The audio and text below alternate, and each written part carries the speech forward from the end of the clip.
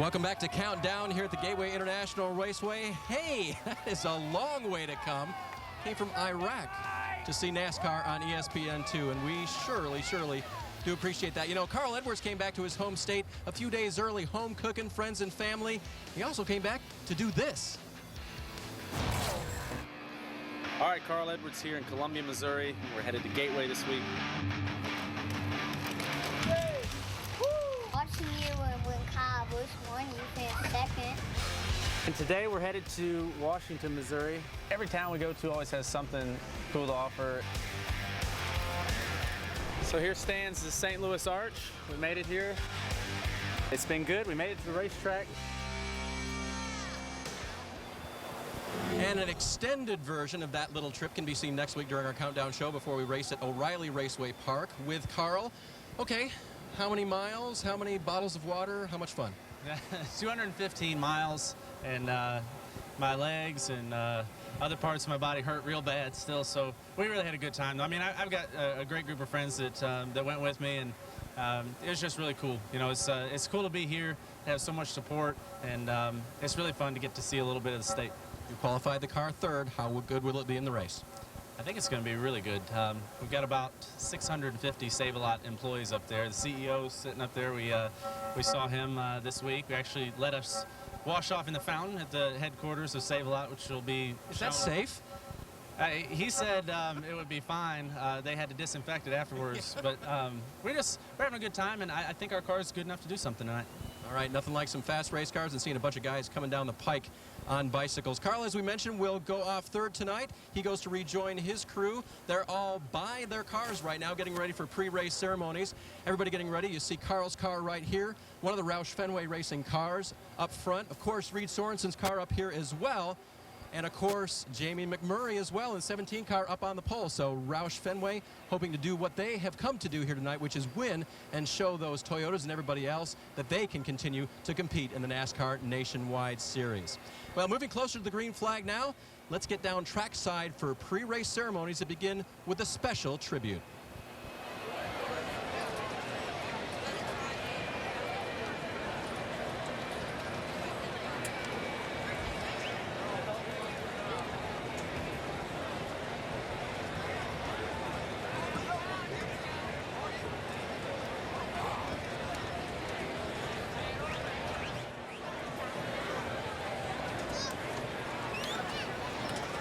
Apparently microphone issues down trackside. We are told there may have been a power loss, so we will come back in just a moment and talk about the starting lineup and fire them up. Great crowd on hand. Here's our filing in at Gateway International Raceway.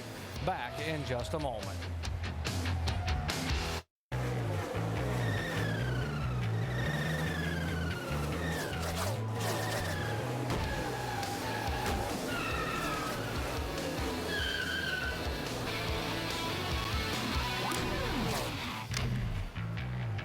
Welcome you back to our NASCAR Nationwide Series coverage.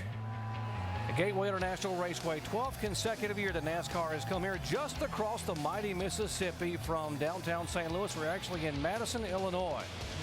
43 cars lined up.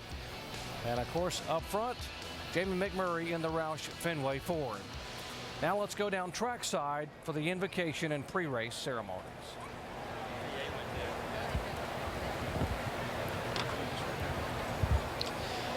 Well, ladies and gentlemen, NASCAR lost one of the family members this past week, Steve Patterson, technical director for NASCAR. Steve led many of NASCAR's safety initiatives, including the development and the installation of safer barriers, management and improved the head and neck restraints, and improved seat belts.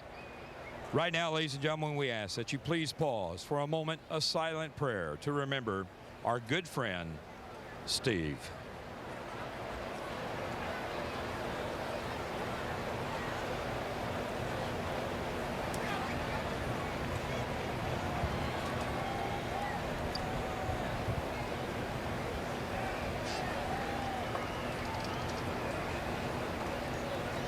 Father, we know that your hand is upon us tonight, and we're grateful for your love and all that you provide for us. We just ask you would honor the preparation that's gone into this evening. And Father, we pray for safety and an exciting race. bless this night of racing, and we pray that you would be with the Peterson family and give them comfort in the days ahead. We pray these things in Jesus' name. Amen and shalom.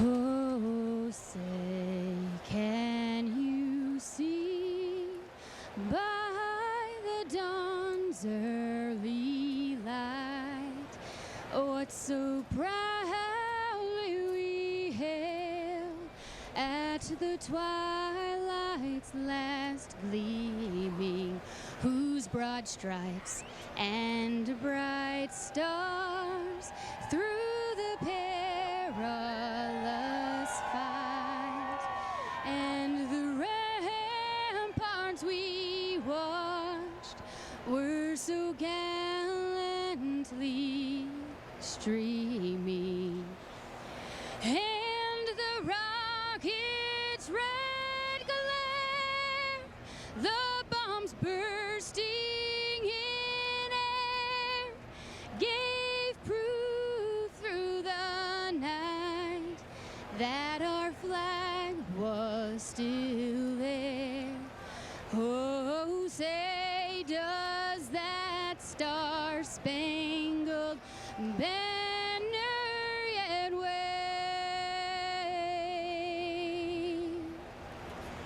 o'er the land of the free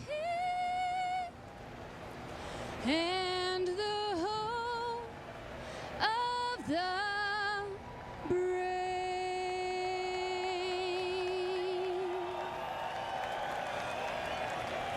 Patriotism abounds here at Gateway International. The American flags flying high above the grandstands that are rapidly filling up.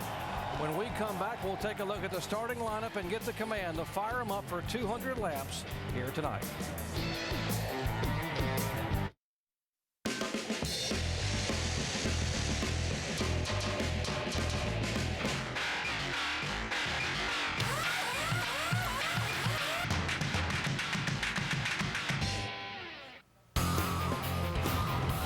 Welcome you back here where the summer sizzle is in full swing here in the St. Louis area, but it's a very comfortable night weather-wise. After the track temperatures were over 135 degrees today, it is down to about 87 as opposed to the mid-90s. Very comfortable. Great night for racing here at Gateway International Raceway. You know, over the years, this track named Gateway International has provided a gateway to success for a lot of drivers. In fact, those 5 drivers there have used wins here as their gateway to becoming a NASCAR Nationwide Series champion. For more on what this night can mean to some other drivers, let's go down trackside to Shannon Spake.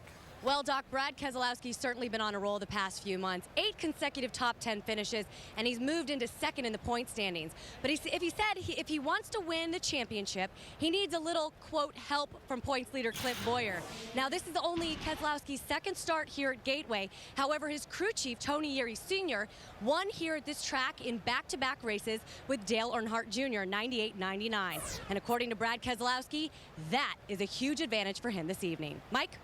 Well, Shannon, Stephen Wallace may have been raised in North Carolina, but his family tree is deeply rooted here in the St. Louis area. And because of that, if he were to get his first win here, it would not only be special for him, but special for the entire Gateway crowd. No Wallace member of the family has ever won here at this racetrack, but believe me, they want to. Mike Wallace has said there's more pressure on him here than any other racetrack. Stephen Wallace feels the exact same way. As for his chances, he says the car is very good. In comparison to other cars he's had this year, he says this may be the best car he's had on all of 2008. And as far as expectations go, he says anything less than a top 5 finish tonight would be a complete disappointment, Dave. Mike, this is an interesting weekend. It's what we call a standalone race, but there's no cup race on the other side. So where's everybody? Well, kind of on vacation. That means competition is a little different this weekend. And crew chief Jerry Baxter for David Reutimann said this week that he kind of likes the standalone races because the competition might be a little bit easier for us to handle. Still looking for that first win in 2008.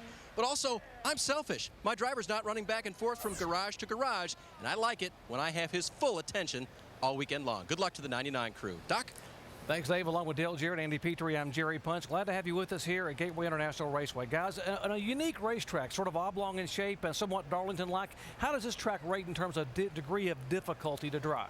I think it's very difficult. This is one of the tracks that's got a lot of character, it's got a lot of bumps, and the slick hasn't been paved in a long time, so I think it ranks right up there. Yeah, talking to these drivers, they say the two ends being totally different is what makes this place so difficult for them. Working with their crew chief tonight, giving them good information is going to be very important. It's supposed to be an opportunity night for young drivers, but I wonder how much of an opportunity they have on a very difficult racetrack like this. I mean, there are some drivers who've had some firsts here. How about a first-time winner, Kevin Harvick, and a first-time starter, Carl Edwards? Both of those went on to become NASCAR Nationwide Series champions. It could happen for another first tonight. Let's go trackside for the command. And now, ladies and gentlemen, to give the command, we've all been waiting on our Grand Marshals, Medwin and Von Frischner. Gentlemen, start your engines. Crank it up. Fired up. Crank it up. Hi, Brand. Fired up. Fire and home. Motor is running. All systems are go. All right, all switches are on. All systems oil go. Pressure. Everything is good.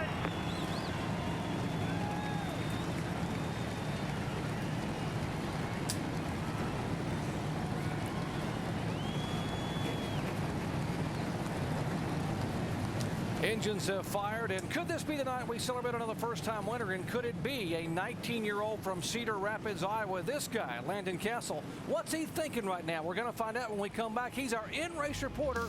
We'll ask him your question and ours in just a moment.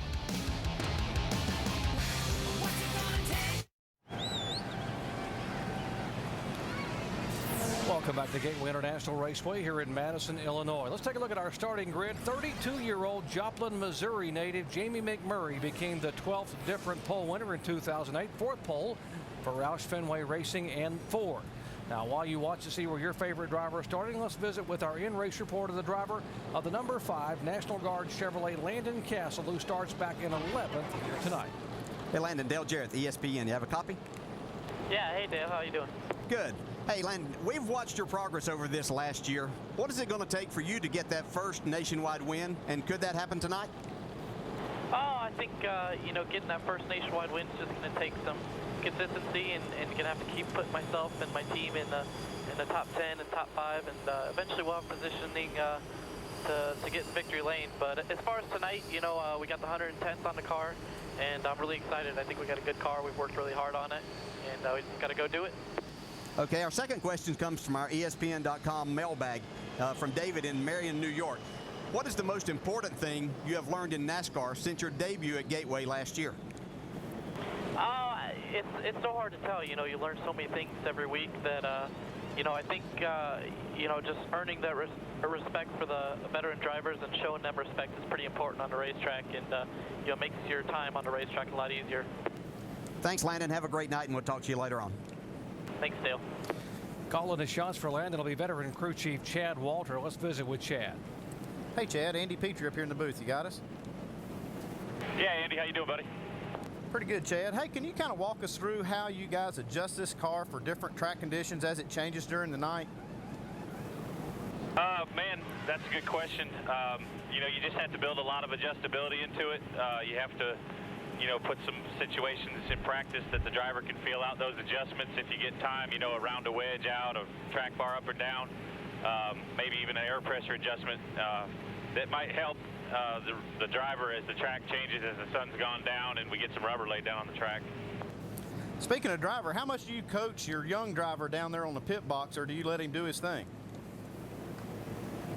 You know, the coaching's really over. He's done an incredible job the last 6-7 races he's been in the race car. He's just run a lot of laps, and he's getting better and better and smarter. His feedback's getting a lot better, and it's really making it easy for us to adjust on this National Guard 110th Combat Support Brigade Chevy Junior Motorsports. Thanks a lot, Chad. Thanks for letting us ride with you, and you guys have a good race. Pleasure's all mine, Andy. Thank you. Chad Walter, Landon Castle. Remember, folks, it was a year ago at this race that Landon made his debut in the NASCAR Nationwide Series, driving for Rick Hendrick and Dale Earnhardt Jr. Other high-definition onboard cameras. Mike Bliss starts 8th in the Miccosukee Resorts Chevrolet. You just heard from Landon Castle in the Nationwide National Guard Chevy. Mike Wallace starts 13th in the Geico Toyota. Younger brother Kenny Wallace, 22nd, the U.S. Border Patrol Chevrolet. Last year's pole sitter, Scott Wimmer, 28th in the Holiday Inn Chevy. Carl Edwards, who won here in 2006, starts 3rd in the Save-A-Lot Ford. 20-year-old Stephen Wallace starts 6th in the Jimmy John's Chevrolet, and David Reutimann 14th in the Aaron's Toyota. Also have an ESPN over-the-wall high-definition camera that will be worn tonight by the front tire carrier for Bobby Hamilton Jr.'s team, John Buslow, out of Denton, Texas. He'll be giving us some great shots as they go over to change tires and carry tires to and from the car on and off of pit road. Our race analysis, it is a 250-mile race, 200 laps. The pit road speed 45 miles an hour. A little tricky getting on the pit road. Got to enter off of turn 3. The pit window 65 to 70 laps. Remember, it's a smaller fuel tank than we had here a year ago. And that's the banking that these guys were talking about, this unique oval, 11 degrees in turns 1 and 2. Sharp turn there, very sweeping turn 3 and 4. 9 degrees, very New Hampshire-like up in 3 and 4. Guys, going to the rear, we talked about the 32 car, had some damage in qualifying. And of course, they have to go to the back of the pack. That's James Busher, and also some fire damage on the 90 car of Johnny Chapman. Both those cars headed to the rear. Now, we know who the favorites are, but how about some sleepers tonight to keep an eye on? Well, I don't know if my guy's a sleeper because he has the best record here as far as top 5s and top 10s, but I'm going with Jason Keller. This is his type of racetrack, and I think this team has a lot of momentum on their side. And, they just signed this deal this week with Joe Gibbs Racing for next year, but I think that's kind of put a little extra step in their walk through the garage area. They were excited about this, so let's watch Jason Keller. My guy's going to be Mike Wallace, hometown boy. He came up here with a lot of hype, and we saw the little feature he did. He is motivated to win here. He needs a Wallace on that trophy, and I think this might be his night. These are two guys to watch. Both those cars very good in practice yesterday afternoon. And, of course, the reason we're in a bit of a delay here is because of the power failure that you heard when we were trying to do the trackside festivities. The power went out. And now they have been able to get the track lights. Still, a few of the track lights have not yet come back on.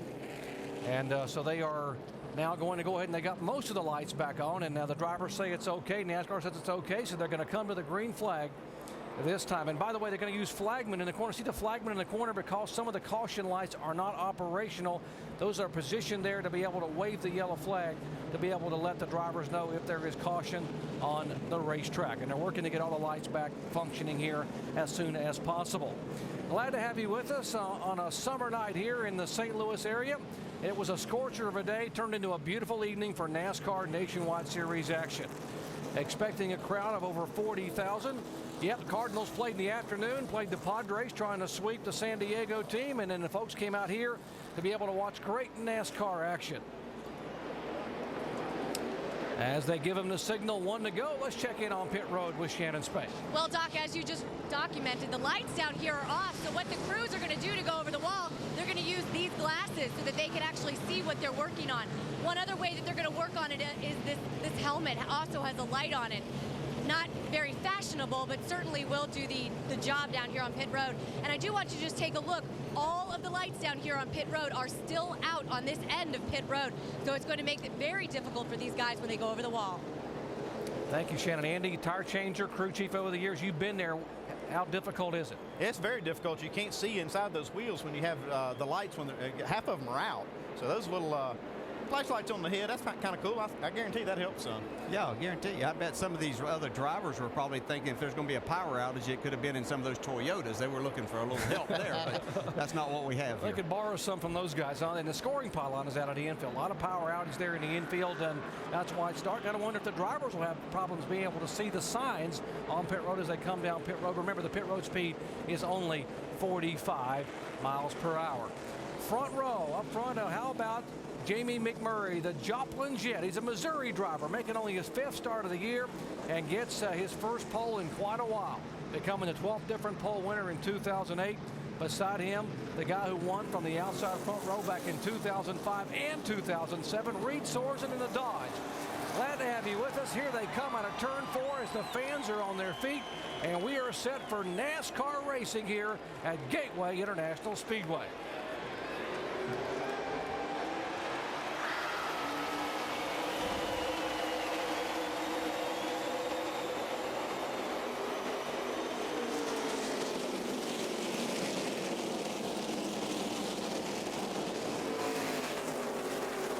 McMurray hugging the inside. A single file up this very long back straightaway. Carl Edwards looking for a move inside of Joey Logano.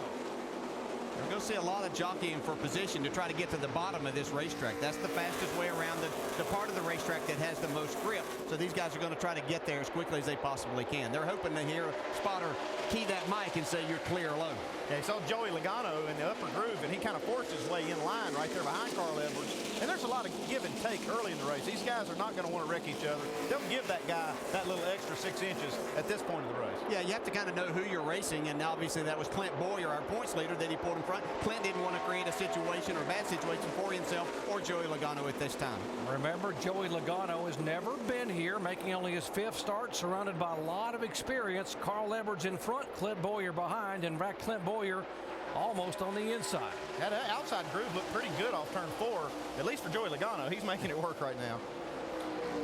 Jason Keller making a move back in the left side of your screen. The 11 car making a move. You see Jason, the guy you picked, DJ, as a sleeper. He and Mike Bliss trying to get underneath. Oh, Stephen Wallace bounces it off the concrete coming off the corner. Yeah, he made a pretty good lick into that wall right there. That's going to cause some damage to that suspension and probably knock something out of line. Yeah, and that's one of the problems of getting up. You have low air pressures, that the track doesn't have a lot of grip up there. You have to really be careful. You want to race hard, trying to get yourself down to the bottom, but you really have to be careful. Stephen had qualified 6 and was running 6 and just trying to hold off, and the car just bounced off the concrete, now in jeopardy of losing about 3 or 4 more spots, but got to believe significant damage on the right side of that car. Number 3 wide getting down into turn 1. Something had to give, and it looked like it was David Reagan. Let's see if we can see what happened to Steve Wallace here as you see the 11 and 1 trying to go underneath him. Yeah, we were just talking about that upper groove, and it's just not clean yet. It's not really ready to run that high on the racetrack. From the Jimmy John's onboard, you can see the car just sliding right up. Yeah, you get up there, and again, like Andy said, that part of the track isn't cleaned off. There's not enough people running up there yet. Not really any rubber, because that's not where they wanted to get up during practice here. So it's going to take a little bit of time. Well, it'll be interesting to see how much it's affected his car as we move on through the race. Saw some side-by-side action. The 1 car, top of your screen, has now been able to go by Jason Leffler. By the way, Mike Bliss in the 1. He was the fastest car in the night practice session last night. Yeah, a lot of people pointed to him, Andy, that he might be the guy to beat. They've got a new package that they have not run. This is a car that they haven't run this year, and they have pretty high hopes, and actually for qualifying, they thought they had a shot, but the car was just way too loose, and I think that's going to transfer over and really help these guys tonight, because the track does get so much tighter as the night progresses. This is really probably going to play into his favor. David Strimmy, the 64 car, made the move, made the high swing underneath the 11 car. Now Leffler, Jason Keller trying to get back right in front of Jason Leffler. Yeah, you got a couple of Jasons right there. Kind of hard to keep these guys separated, especially when they're running right together. And boy, Jason Keller getting his car a little fishtail off the corner. Yeah, you saw him cross back over there as David Strimmy passed him, but he really wasn't trying to go back by Strimmy or create anything there. He was just trying to protect that inside position that Jason Leffler now is going to take away anyway. Early laps here of 200 at Gateway International Raceway. Talk about the opportunity evening for young drivers. There's an opportunity for drivers who haven't been to Victory Lane in a while. Stephen Wallace hasn't won yet in the series. David Reutimann hasn't won since the end of last year, but ran this race really well a year ago.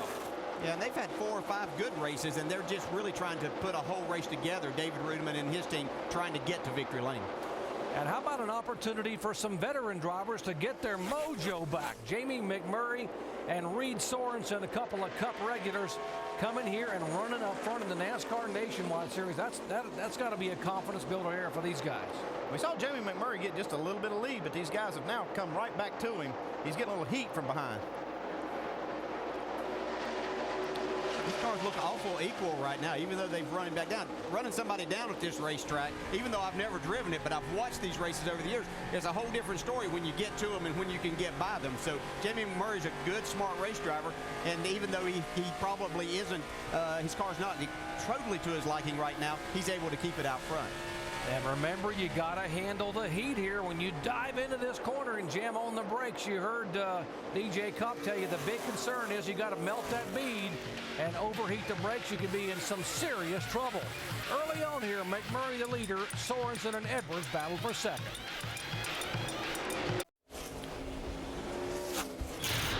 Big weekend of motorsports for you coming up. NHRA Race Day on ESPN2 tomorrow, 11 a.m. Eastern Time. How about some IndyCar action? The Honda IndyCar Grand Prix in Mid-Ohio tomorrow, 1:30 Eastern, over on ABC.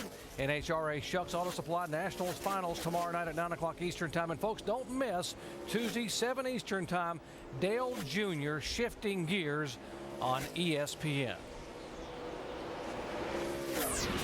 They're not shifting gears or shuffling up front quite yet here, but Carl Edwards, given his teammate Jamie McMurray all he could handle a couple laps ago, nearly made the pass. Now has backed off and settled in just a little bit.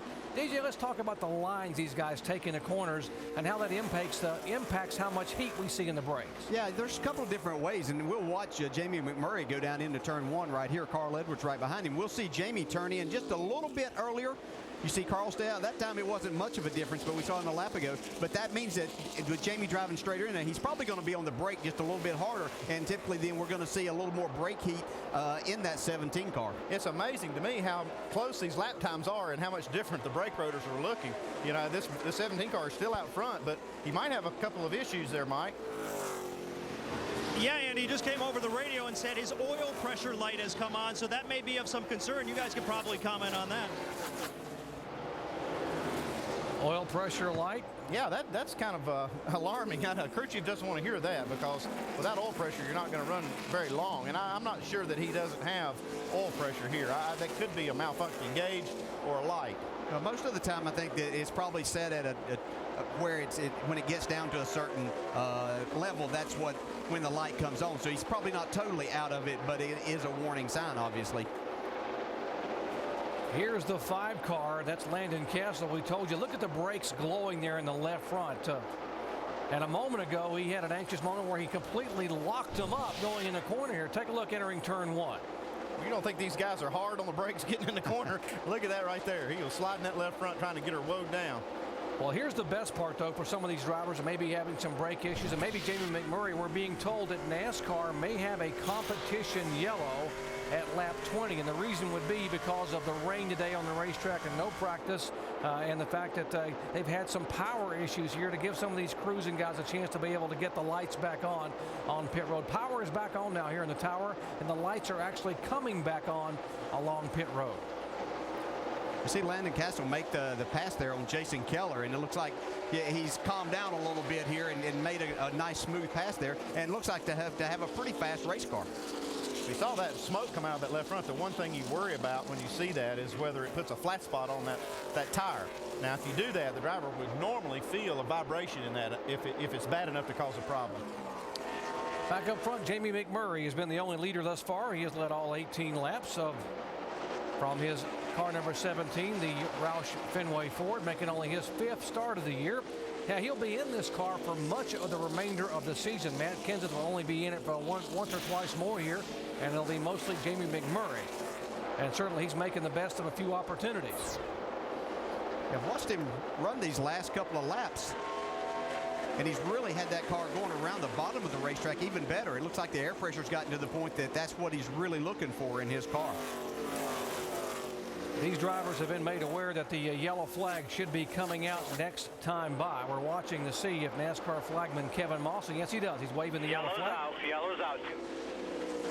As they complete lap 20, and they will slow them down and allow them to come on to pit road at 45 miles an hour.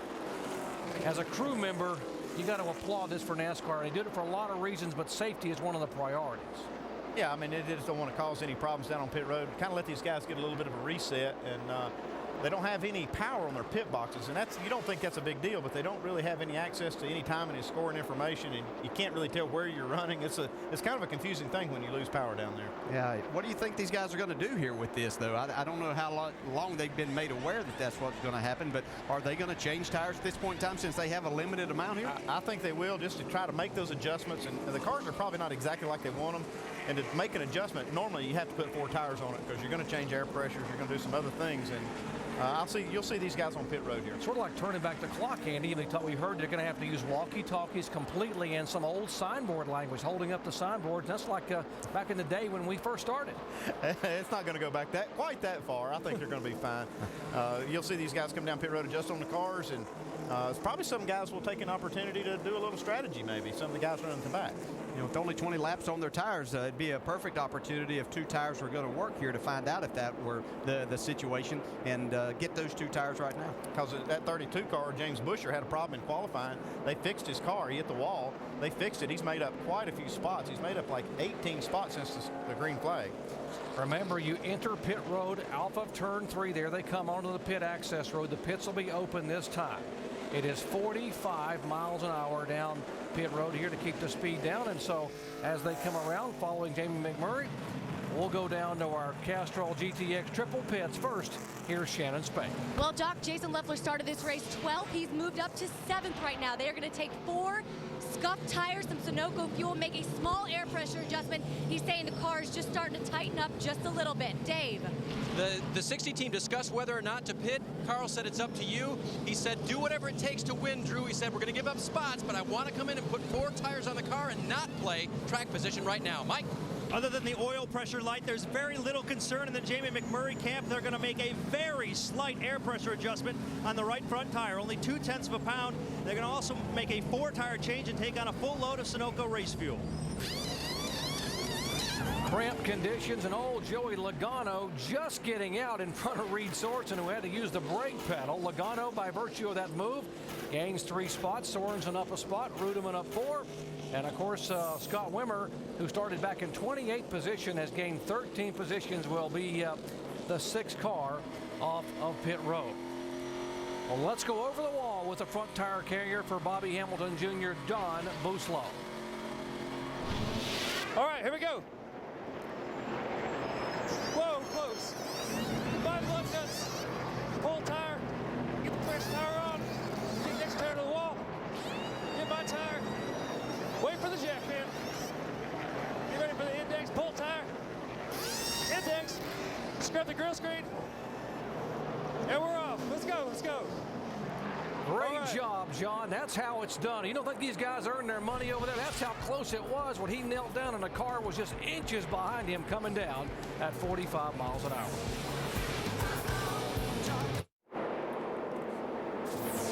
Welcome back to the Missouri-Illinois Dodge Dealers 250 here at Gateway International Raceway in Madison, Illinois. Yeah, by the way, that is a Dodge leading the race here with Morgan Shepherd. Issues in the pits with the 38 car, Jason Leffler. I'll show you what happened here. Watch the jack. The jackman coming around the car can't get the jack underneath.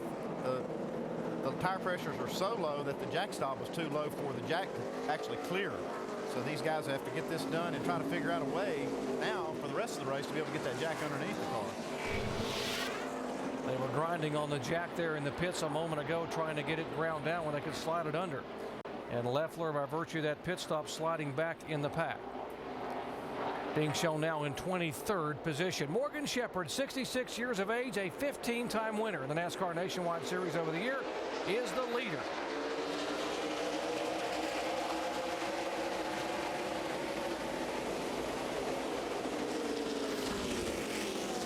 Joey Logano in the 20 car took 2 tires. Remember, Morgan Shepherd did not pit. 20 car took 2 tires. The 40 car, Reed Sorensen, also took only 2 tires. Morgan, he's not laying over for any of these guys. They're going to have to race by. No, he's not, but these other guys are going to have to get by because Joey Logano out front with 2 tires. I think he could get some fast laps. He's got that fresh air, clean air out in the nose of his race car. It'll be interesting to see how far he can get out front. He's got the same thing going on here with the 40 car, Reed Sorensen. He took 2 tires. Get a little pressure now from David Reutimann. A little pushing and shoving back in the pack. 9 and the 9 car, Chase Miller. I'll show you what happened there. Watch the upper part of your screen. James Busher in the 32. Oh, we had a little contact, but everybody seems to get out of there without any real damage. Yeah, when that happens, things just get stacked up, and then that's whenever you start getting the 3 wide situations because they know that those guys are down RPM-wise going down the straightaway, so I'll just go by them on the inside, and that creates another problem when you get to the other end of the racetrack, as we see Bobby Hamilton Jr. going by Chase Miller on the inside and Stephen Wallace trying to take that spot. This is 23rd, 24th, and 25th. Josh Wise back to the right of your screen, a 22 car back in 26th position. We got a lot of different people with different agendas as far as tires here. No tires, 2 tires, and 4 tires. So it's going to be a little bit hairy for a couple of laps. Let's check in on Chase Miller's situation. Shannon. Yeah, that's right. Chase Miller was complaining that he was just tight center off on that last pit stop, and they were one team that opted to take 2 tires only. Chase Miller in this number 9 car for Gillette Evernham Racing this weekend. He ran an ARCA race back in 2005, and this is the place, guys, where Dodge noticed him, and that's how he was picked up for a developmental driver. So looking for a good finish for this 9 team. Certainly has done a nice job for Gillette Evernham. And here you talked, Andy, you called it up front to give Joey Logano a little bit of breathing room up there, and he is starting to pull away a little bit in that Toyota. It says game stop, but it could be game over. You give this kid too much of a breather up front. Well, he did get a bit of a lead right here, but the last couple times by, these guys behind him have mirrored his lap times and actually just a tick quicker that last lap. So I think we're going to see these guys maybe work their way right back up to this 20 car. You know, and we talked about David Reutimann, who had such a great run here last year, but wasn't able to finish it off and get to victory lane. How was he going to get himself up there? Because he was one of those early guys to go out qualifying today, and when the track was really, really hot. Now we see him trying to take the second spot from Reed Swords. Yeah, this is how he's going to do it. He's going to race his way back to the front. Yeah, the caution was a good thing for him. They went in and got 2 tires, and it seems to work really well on his car. And this is a racetrack that David really likes and knows his way around. Yeah, he led 23 laps here a year ago to finish 3rd. So looking for that elusive second victory. Up front, the 20 car of Joey Logano, and he's making only his 5th start, but this car has been so impressive this year. We asked him, what about the fact that this car could win the owners and owners point standings? What do you think about that in the championship? I'm going out there to win as many races as I can, and you know, points thing is, you know, it'd be cool for the 20 team to win the owners championship, and you know that is one of our goals. But you know, Dave Rogers told me, says if I can win 6 more, he's gonna buy himself a new car. So I'm shooting that for him. And just watching this kid, guys, it's pretty obvious he has wisdom well beyond his years. This is a track where he's never been on until this weekend. I asked his crew chief, Dave Rogers, if that in this case, he needs to become more of a coach. And Rogers said, no, I just concentrate on the race car. As far as coaching goes, well, he's got a couple of very bright minds working with him. Curtis Markham is his spotter tonight, and also Mike McLaughlin. He's been his personal driving coach every time he's been at the racetrack this year, and certainly those 2 guys certainly know how to get around racetracks. And what they have done with this car and this young man is just nothing short of sensational. 4 starts, 2 poles, a win, and leading here tonight in only his 5th start in the NASCAR Nationwide Series. Great job for that whole crew, Dave Rogers and Joe Gibbs Racing. Back with more in a moment.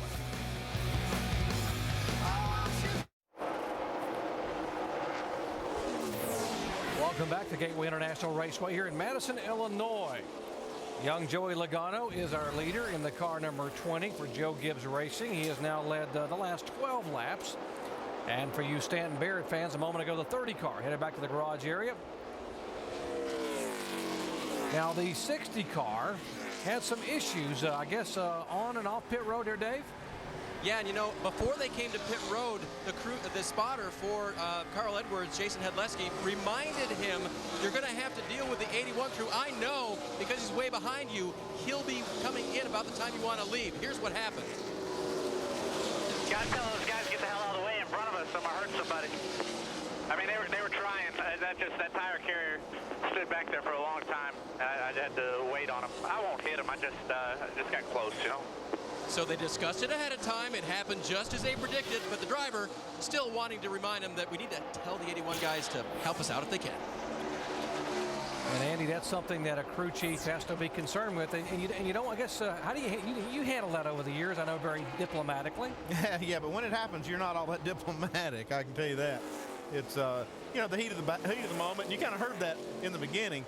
But, you know, you just try to work together down there, and everybody has to have a little bit of space. Yeah, you say one thing, and then you think about it a second, and you realize, I mean, he's not going to run over the guy. He's going to miss him, but it did slow him down. He had to wait a little bit because he wasn't going to take that chance of hitting someone. So they'll go over and talk with him. I assume that's what my crew always told me they did, went over and talked to him after I said that. Maybe they didn't. I don't know exactly what happened. I would think that they did. I can say your crew chief came over and talked to me a few times. So yeah, that'd be top pair. I watched some of those. Now, 41 laps in of 200, so why don't we get you up up to speed on the top 10 cars, starting with our leader, Joey Logano. Here's Mike. You know, Doc, as good as the 20 car has been this year, and they've been tremendous with 9 victories, crew chief Dave Rogers says there have been some humbling moments. Most recently, last week in Chicagoland when they finished 9th. Rogers says they simply missed the setup. They have not missed it tonight. A 2-tire change has worked magnificently for the 20 car as they've checked out just a little bit, still trying to hold off the 99 with Dave. And this is a good run for the 99, Mike. This is a car that they hoped to race at Dover, but it caught fire in practice. They had to park it that day, excited to bring it back, but it didn't act the way they wanted it to. So crew chief Gary Baxter said they did a lot of work to it to get it to where it was. It qualified well, and it's racing well at this point.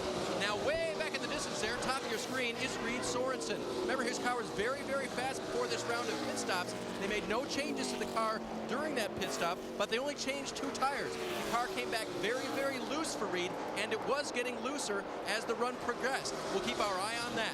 Behind him, Carl Edwards, the aforementioned disgruntled driver with how things were working on pit road. They'll get that all worked out. What they hoped they did was get the car to operate just a little bit better. It's a little tight at the start of this run. They did take some air pressure out of the right front to try to reduce that effect, but that's what he's got in his hands right now. Shannon? Well, Dave, Brad Keselowski qualified 20th for this race. He opted to take no tires on that last pit stop. It has earned him this track position.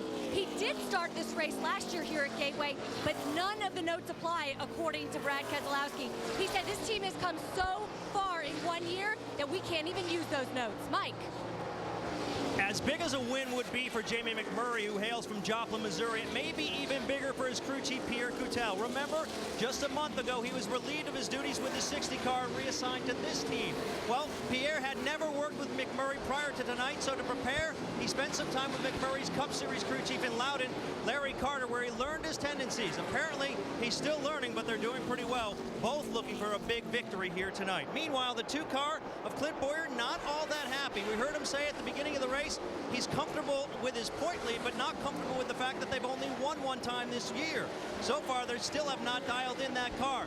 Way too loose, and he's extremely unhappy, Dave. Mike, I went to check on the 1 car of Mike Bliss with crew chief Mark Reno. When I asked him about changes to the car, the first thing he wanted to say was, boy, NASCAR is going to have to tell me why we had to have that competition caution. Now, Jerry explained it from the booth, but Reno didn't want to give up the tires this early. They ended up putting 4 on the car, making no changes to the chassis, but that's not a strategy move they wanted to make at this point. Mike? David Reagan hoping to become the latest first-time winner here at the Gateway International Raceway, running in the top 10 most of the night so far. 9th, pretty happy with his race car, saying the only thing he really needs is a little bit more forward bite. Just behind him, that's David Stremme. Well, Stremme, another guy really trying to make a name for himself this year. He's been in the rumor mill as maybe going to the Sprint Cup Series next year. Well, before he does that, though, he feels like he needs to get to victory lane here in the Nationwide Series. He's running in the top 10 and still has a ways to go. His car not handling the way he would like, still a little bit tight. Doc? Great update, guys, and there have been a lot of drivers behind the top 10 who have been on the move, and give a call to 18-year-old James Busher, driving the 32 car. And Busher, who's only making his 4th start, had problems in qualifying, guys. He slammed this car off the wall. Thought they were going to go to a backup car, and Trent Owens and the guys really worked to get this car beat back out. Yeah, it surprised me they were able to fix this car as hard as he hit. He hit that wall off turn 2 so hard, I was very surprised they tried to fix it, but looks like they've done a great job. He's all the way up to 16th spot after starting at the back. Yeah, as we can see on the left side of the screen there, David Reutimmann's giving Joey Logano everything that he can handle, but this 32 car, I thought we saw him bring the backup out. Mike, you have more? Well, guys, just to give you some perspective how much work that team had to do, they handed me a laundry list of things they needed to change. It includes replacing the truck arm, the right front A-frame and ball joints, right side body damage, and of course they had to change the toe and the camber, but a lot of work for that team to do to get this car in the race tonight. And the young man has come all the way from the back of the pack now to be in the top 20. Up front, though, Joey Logano. One Toyota battling another. Remember, folks, we showed you that lineup of horsepower ratings from last week, and who was at the very top of the grid? The 99 car. And look at him right here. He's looking on the inside of this 20 car. I think now that he knows he's got good steam under the hood, he's wanting to do something with it here. Yeah, definitely. And let's not forget about this towards the end of the race if we have a battle like this. We saw David Reutimann run the 20 car down and be behind him for about 9 or 10 laps here before he was able to get in front of him. David Reutimann finished third in this race a year ago, led 23 laps, just didn't have enough for Scott Wimmer or Reed Sorensen. But he now becomes the leader here at Gateway International. Reutimann trying to get win number 1 here in 2008. Back at Gateway International Raceway, where David Reutimann is our leader. Folks, next week the NASCAR Sprint Cup Series heads to the Indianapolis Motor Speedway for the All-State 400 at the Brickyard. Our coverage 1 o'clock Eastern time on Sunday. Jeff Gordon going for an historic 5th Brickyard win. 7 races left in the race to the chase. Kyle Busch leads all drivers with 7 victories and a 282-point lead over Dale Earnhardt Jr. Now, a little bit of trivia here. Who is the only driver to win the Daytona 500, the Coca-Cola 600, and the Brickyard 400 in the same year? It's only been done by one driver who's won all 3. The big one in Daytona, the longest one in Charlotte, and the Brickyard 400 in the same year. You got any guesses? I might have an idea. I think I got an idea too. How about Dale Jarrett in 1996? And DJ won them all. DJ, great memories of 96, huh? Pretty fun year, to say the least. Yeah, we had great race cars at Robert Yates Racing and great crew chief and Todd Parrott, so it was a lot of fun, just as David Reutimann's having right now.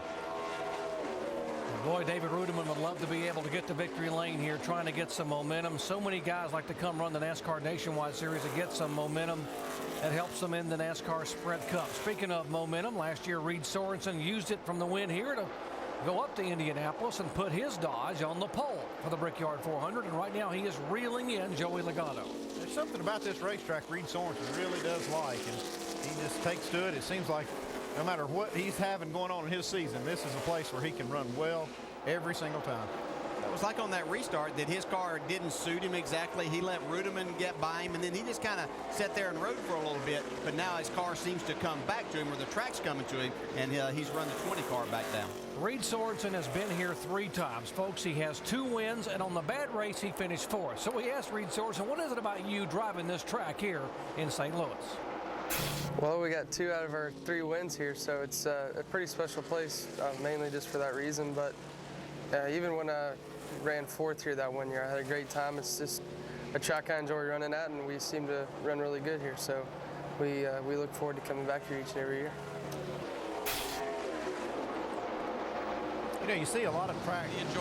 Hey guys, maybe the enjoyment of running here was why he was so disappointed at the start of that run, because his car was very, very loose and was getting away from him.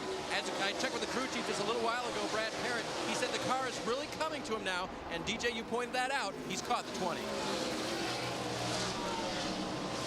I was going to say, you see a lot of these racetracks that are real straightforward, like Chicago last week, and a lot of the what we call cookie cutter tracks. This is not one of those tracks. It's got a lot of character, a lot of things about it that make it fairly difficult, and I think that's one reason you see somebody really catch on to something here that carries over year in and year out. Yeah, and to me, that's very impressive when you see a driver do well at a place like this. Again, I've never raced here, but I've watched races here, and when you come here and see how different the 2 ends are, and you hear all the drivers talk about the same thing, how difficult a racetrack this is, then you realize just how much talent that young man has to be able to come here time after time and do well. You know, drivers say it looks like Darlington from the air. Carl Edwards won here back in 2006, but even Carl would tell you going into turns 1 and 2, it's sort of like Richmond there, but it's like New Hampshire in 3 and 4, so it's a very demanding racetrack.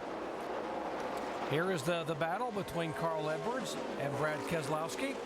That is for 4th position, 4th and 5th. Yeah, Brad did not have a good qualifying effort. He got real loose.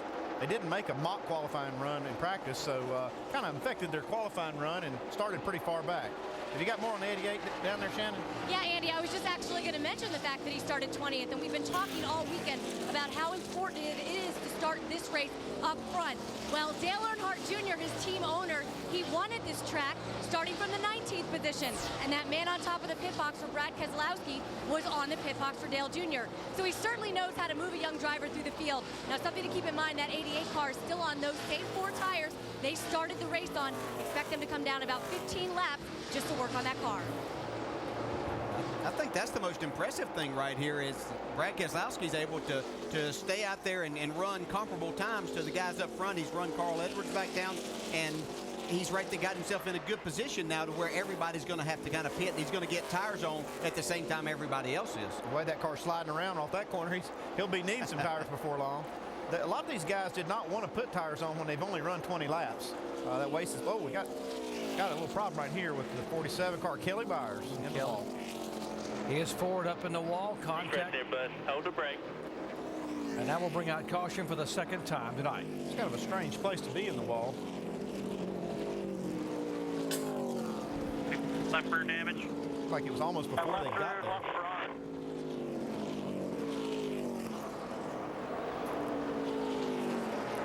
Trying to let the car roll across the track and get it refired. Let's see if we can see what happened to Kelly. Whoops, had a little help. There, he just wasn't quite clear to get in that corner. He was trying to get that angle of getting in the corner, and he was probably passing this 52 thinking he had enough room.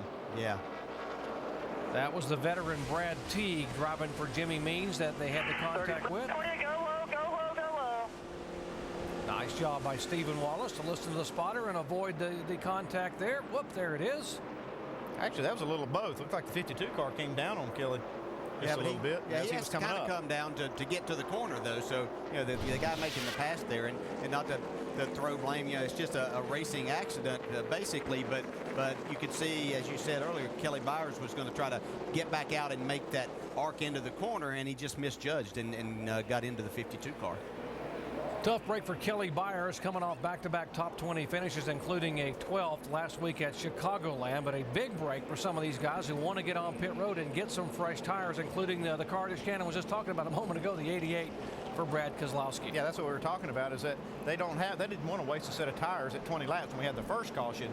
And now that we've had this one, I'm sure they're going to put 4 tires on, but they'll have an extra set later in the race. If we keep getting these cautions, they'll have a set they can put on late.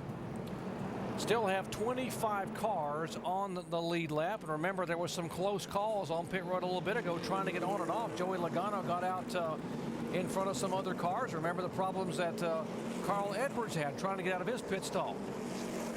Like Shane Huffman is our Aaron's Lucky Dog free pass winner under this round. He's the first car a lap down and gets back on the lead lap. Gets the Aaron's Lucky Dog. And that will give us now 25 cars, or make that 26 cars on the lead lap. Again, you enter pit road off of turn 3. Yeah, this is what you have to do, whether it's under green or yellow conditions. You have to enter because everybody runs on the bottom of the racetrack. They made this entrance, and it's a great idea here. And I don't think that there's going to be any question. We'll get 4 tires. What do you think, Shannon? Well, Doc, guys, you can see that the lights are back on down here on pit road as this crew comes down here. The 88 Brad Keselowski, he's going to pull into this pit stall, get some Sunoco fuel, 4 tires. He's saying that the car is loose, especially in 3 and 4, about a 4 loose.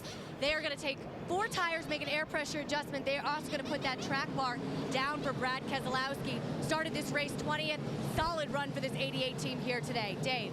Crew chief to driver, do you want me to free it up a little bit to keep up with the racetrack? Driver, it's pretty free right now out front. Let's not touch it. 4 fresh tires for Reutimann, a towel to wipe something out of his eyes. Mike. Dave, listening to Joey Logano, you heard him say something he hasn't said in his first 4 starts much. The car's too loose. That's typically the way he likes it. They're going to make a 4-tire change and an air pressure adjustment to try to cure the problem they're having off of turn number 4. A clean stop for the 20 car as they're away. And out comes Logano, right almost door to door with the 60 of Edwards, but Edwards gets him to the end of the pit road, so it's Edwards gaining 3 spots. Logano's a push. Reutimann back 2. And you see the adjustments there. Wimmer up 3 more spots. Look how tight it is right there to the stripe, and it is Edwards by about 4 feet over Logano, and he wins the race off of pit road. And again, issues for the 1 car of Mike Bliss, who had driven all the way through the pack, and they had more troubles on pit road with a lengthy stop. We'll set that up when we come back.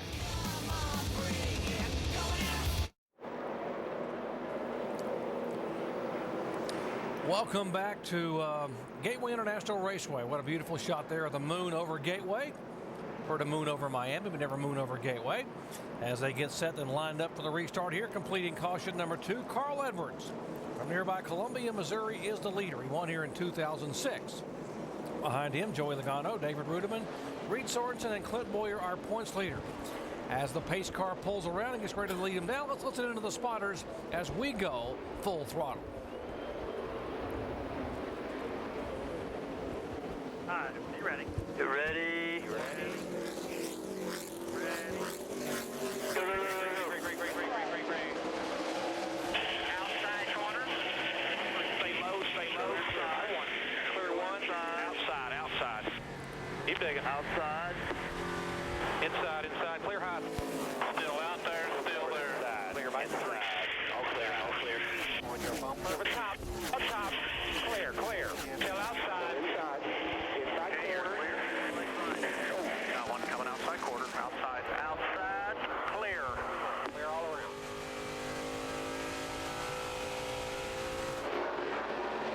David Reutimann trying to work the inside groove in Logano, and that's the way they were able to make the pass earlier on. Looks like the youngster's learning a little bit. Yeah, he's if he learns much more, I don't know how these guys are going to handle him. He seems to pick up this stuff pretty quick. Got to wonder what kind of adjustments early on in the race, guys. He couldn't hold that 20 car down to the inside and gave those guys that bottom lane, but right now he's not giving them anything but just a shot of his rear bumper.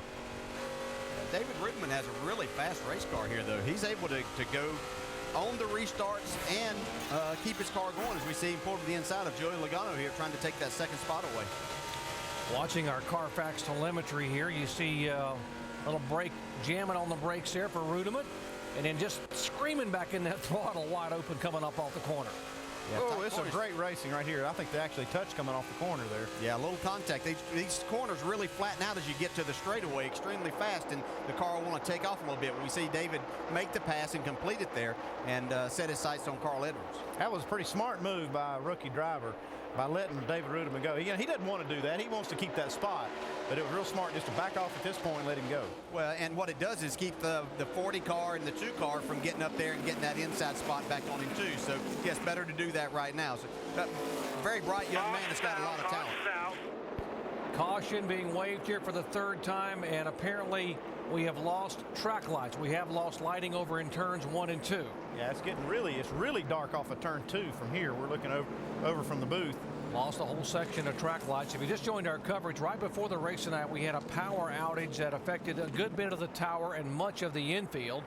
He had a little bit of a delay trying to get the lights back on. We didn't have lights on pit road per se when the race began, and now we have lost a whole section of lights there in turns 1 and 2. Now the TV cameras make it look a lot brighter than it is. We're looking across there and it is really dark off of turn 2 and a good portion of the back straightaway. Lap 72 under caution for the 3rd time tonight.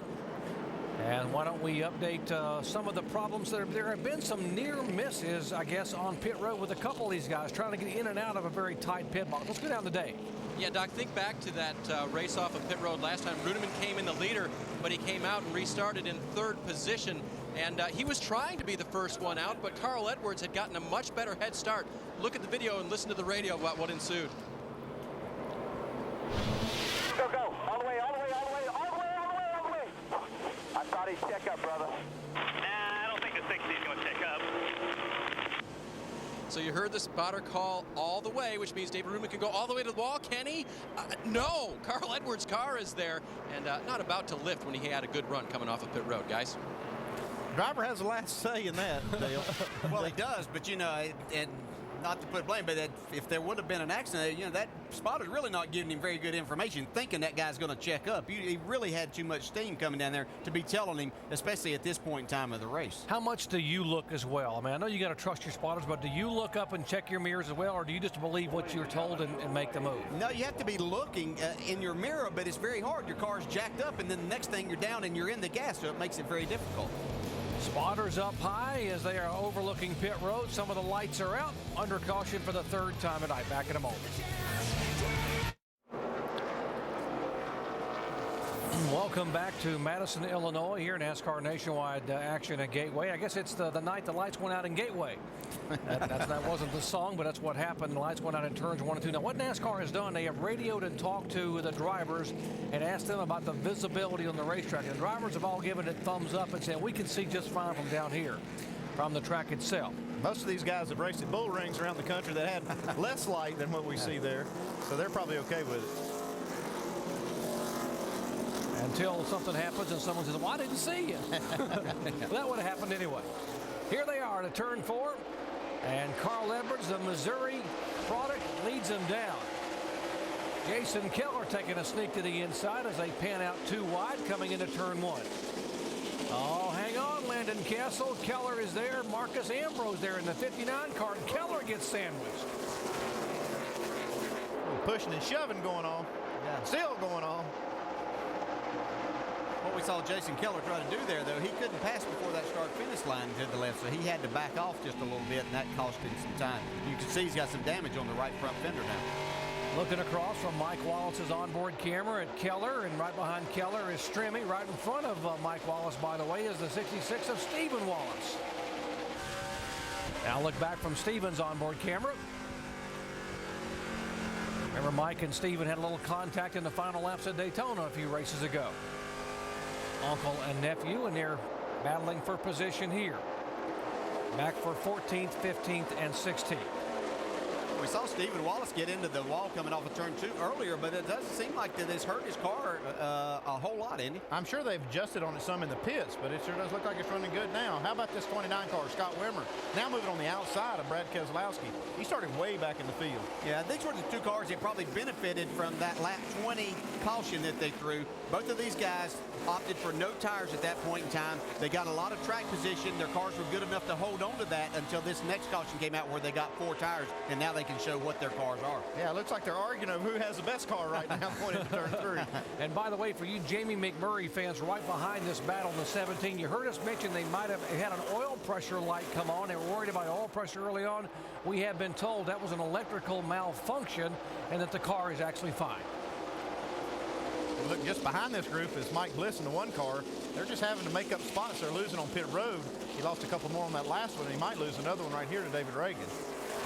Mike Bliss is a wheel man, but it's got to get frustrating, Dale, when you drive this car through the pack so many times and come on the pit road and lose 2 or 3 spots in a pit stop. Yeah, it does get frustrating. Mike Bliss obviously has a very good race car, but you come in and you keep losing spots in the pits. That just starts making you press a little bit more when you get on the racetrack as we look out of Landon Castle's car here at the Mike Bliss and David Reagan battle. And that's one of the goals of the crew and crew chief is you want to build confidence in that driver. You want to pump him up, and it's just like you beat him down when you lose spots on pit road. We talked to Mark Reno, who runs the organization, the #1 car there for James Finch. He said they knew they had to make some changes early in the year. They made some changes and thought they were going in the right direction, but they have struggled a bit tonight on pit road. I know the feeling. I've owned teams before, and we've had crews that were excellent, and maybe the other car, they couldn't seem to hit a pit stop.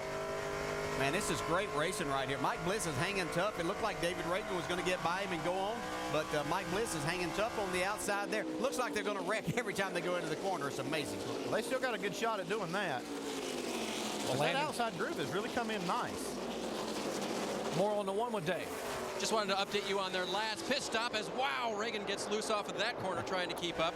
Loose in and tied off was the complaint from Mike Bliss. They made an air pressure adjustment for that. I asked what happened on the pit stop. Slow, they said. Yeah, just slow. I mean, it's sometimes hard to identify what some of the problems are. I'll go back and look at the video and see if they can't find out why they can't seem to make up spots on pit road. Here comes Landon Castle now on the inside. Yeah, there's only so long as you can run on that outside, I believe, before you just start wearing the tires a little bit more, getting a little bit more heat in them, and it just doesn't work well enough. You get a good car on the inside of you, you just can't hold him off.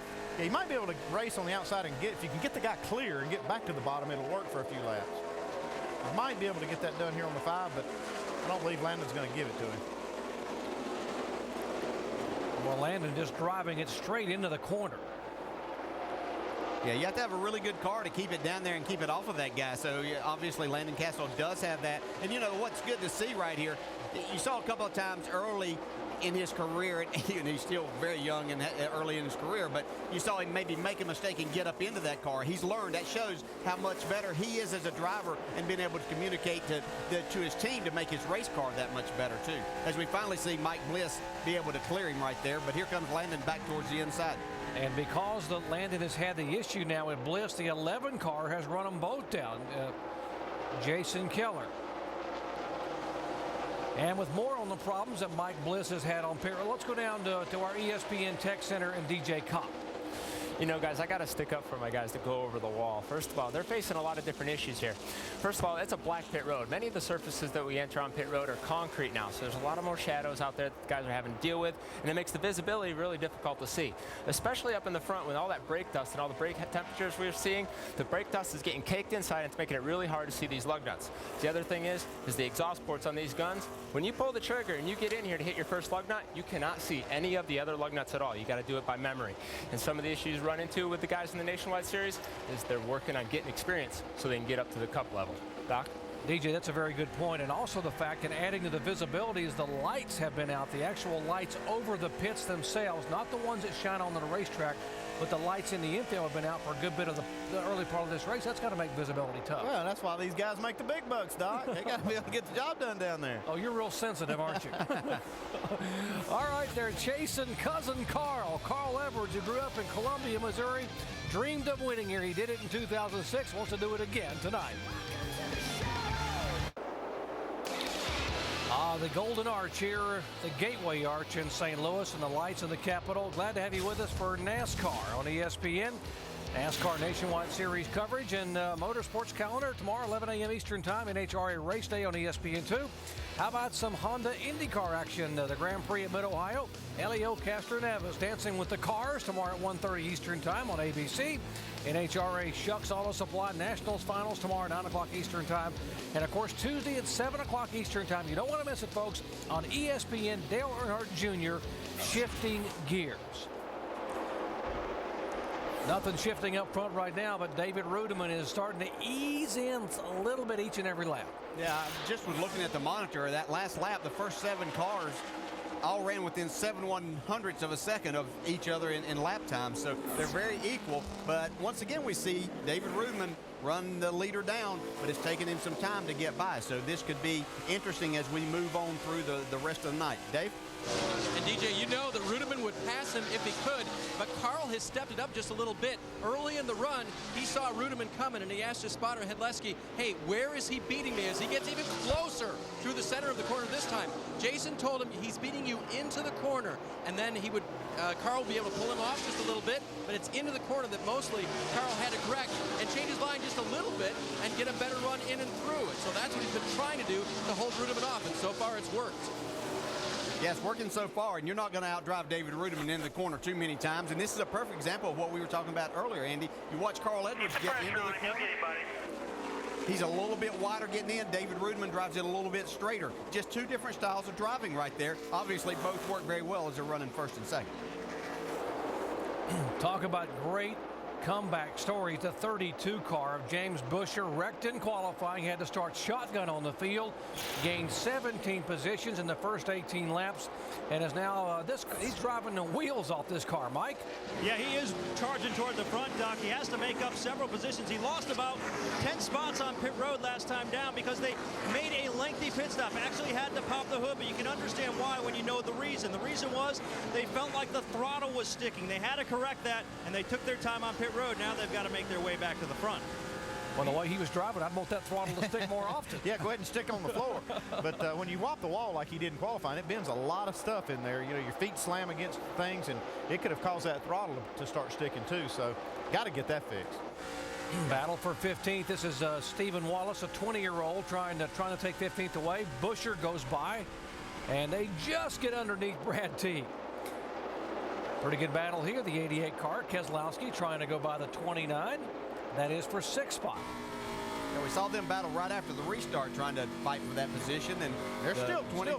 Yeah, the 29 kind of checked out there for a minute, and he ran up to the back of Reed Sorensen and couldn't go any further. And now Brad's decided to take his turn at it. You know, I got to wonder, Scott Wimmer had the car to beat here a year ago, but he drove the car so hard early on that he actually melted the bead in the right front by the brake heat and hit the wall. So it cost him possibly a chance at winning. He still had a great finish. Got to wonder if he's biding his time a little bit here tonight. Shannon. Yeah, Brad Keselowski has his sights set on that 40 car of Reed Sorensen right now as he's trying to hunt him down. Now, this is a brand new car for Brad Keselowski here this weekend. In fact, it's his first brand new car since he's been with Junior Motorsports. Before the race, he said, you know, I think my car's a top 10, but I'm not really sure. That's because in Nashville, he did not think his car was that good. And of course, he went on to win the race. So Brad Keselowski going after that 40 car right now, guys. Thanks, Shannon. A little bit of bumping and pushing. Here comes Reutimann. He's been all over the back of Carl Edwards, and he takes the spot away. I think Carl finally said, enough's enough. Here, you can go ahead and leave. Yeah, sometimes you just have to drive so hard keeping that guy back there. You realize you're not doing yourself any good or your tires. And the other thing is he might want to really see for himself where that car's beating him for later on, where he needs to make some adjustments on his car. Yeah, because we're right here at halfway, and this is the point in the race where the track's really going to be about what it's going to be at the end, and he needs to know what he needs to do to win this thing. And here are some Wallaces here. Stephen Wallace and Uncle Michael, 66 and 7, as they are in 16th and 17th spot. Had a little disagreement at Daytona where they got together on the last lap, and Mike Wallace ended up tearing his car up. I'd have to say that talking to Mike Wallace, though, he's probably a little disappointed to be running 17th right now. He thought that he really had a car that was going to contend for a victory here. Yeah, he was my sleeper. He's not doing so well right now, but still young. We still got half the race to go. Let's flash back to the incident you're talking about in the final lap at Daytona. Watch the 7 car. Watch, there is the contact with the 66. They were in 12th position, 11th and 12th. Oh, inside concrete. And Mike Wallace would go on to finish 23rd, whereas Stephen would go on to get a 13th place finish, and Uncle Mike was not a happy camper. He was going over to have a few words with Stephen. I think they've got it worked out. We'll see here. They're racing pretty clean and pretty close right here.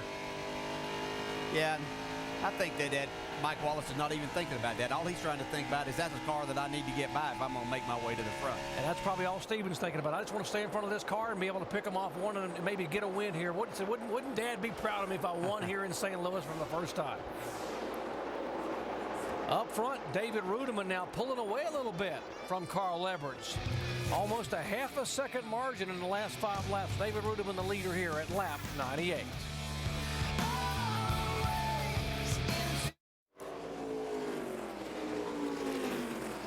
Welcome back to Gateway International Raceway. We are just past the halfway point, lap 103 of 200 here in Madison, Illinois.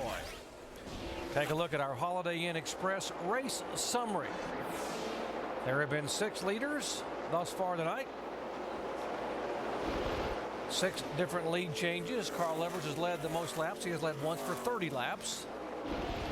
Average speed 109.769 miles per hour because we've only had 3 cautions thus far. There are 26 cars still on the lead lap of the 43 that began the night. And just 12 laps of caution total. And as soon as I say that, I'll jinx it. We'll end up having a whole lot more. Well, the good news is the lights are back on the turn 2 and down the back stretch. What did DJ say a moment ago when the lights came back on? He said now they'll probably hit the wall. Yeah. Well, they're not hitting the wall up front right now. David Reutimann is hitting his marks, and he is pulling away in that Toyota number 99. Let's get you up to speed, starting with our leader, Dave Burns. And, Doc, I will lead off. There were some hits last night between the Cardinals and the Padres as well. Unfortunately, the Padres didn't win, but Toyota brought a visitor here, Trevor Hoffman, ace reliever for the Padres, visiting in the 99 pits. Now, that's a distraction to only one guy in this 99 pits. That's crew chief Jerry Baxter. Why? He's from the West Coast. He's a big Padres fan. I'd ask him, who, Trevor who? He said, West Coast, man, a Padres guy, Trevor Hoffman. Right now running in second position, the 60 of Carl Edwards. His car is just a little bit tight in the center of the corners. Crew chief Drew Blickensderfer asked him, do you want us to go the same direction we went last time, which was a little track bar adjustment? Carl said, yeah, more of that. That'll help me. Mike? You know, Dave, listening to the radio of Joey Logano on his way to Victory Lane in Kentucky, it seemed like Dave Rogers could not get the car loose enough. Well, it appears they finally found that threshold. All night long, Logano has been complaining that he's been loose off turn number 4. They've been trying to get it a little bit more comfortable for him. Speaking of comfort, well, Clint Boyer was absolutely upset with his car and not happy at all at the beginning of this race, but now it seems to be coming to him. He described it as neutral and saying it's just a little bit tight, but very drivable as he's making his way to the front. Shannon? Well, Brad Keselowski made that pass on the 40 car. Now his sights are set on the number 2 car. Of course, he's looking at passing Clint Boyer in the race, and he wants to get it for the championship as well. Came into this race 183 points behind Boyer. He said, if I'm going to win this championship, I need that 2 to make a mistake. They are just so good. Dave? Back of him, top of your picture there, Shannon, is that blue and white car. That is Reed Sorensen, last year's winner. Still very loose. The start of the runs have been tough for Sorensen. The car seems to come back as the run goes on, but it still was very loose. And he lost some positions at the start of this run because of that. Driver Scott Wimmer was the first driver to go out in qualifying. That put him back at 28th to start this race. Of course, they've made up a lot of ground. They did that on pit road. Right now, Scott is just saying that the car is tight. Last year, of course, Scott Wimmer, a great run in this race. The team feels they should have won.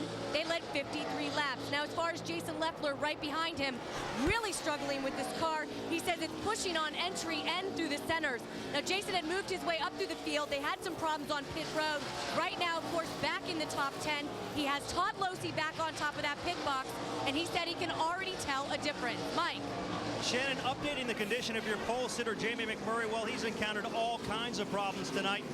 Aside from the oil pressure light coming on, he's also encountered problems with his brakes. They were getting too hot. He had to adjust his brake bias to put more rear brake in it.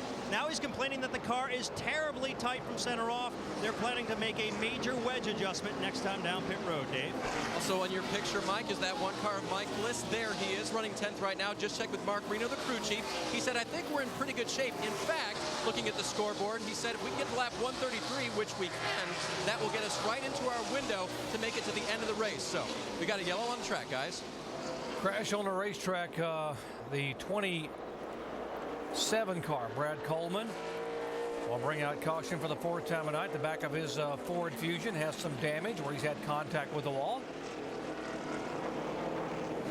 Now, come to pit road now.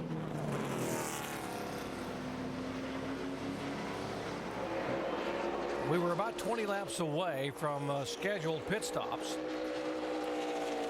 Brad trying to catch up to the field as best he can to be able to get behind the pace car, not lose any more time. Show you what happened as David Reutimann will lead him down behind the pace car. Let's show you what happened to bring out caution number 4. I mean, no contact. Just looks like he jumped out from under Brad off the corner. Yeah, you could see him as he got back in the gas, started to lose the back end of the car. Looked like he was trying to drive it out of it, but just ran out of room.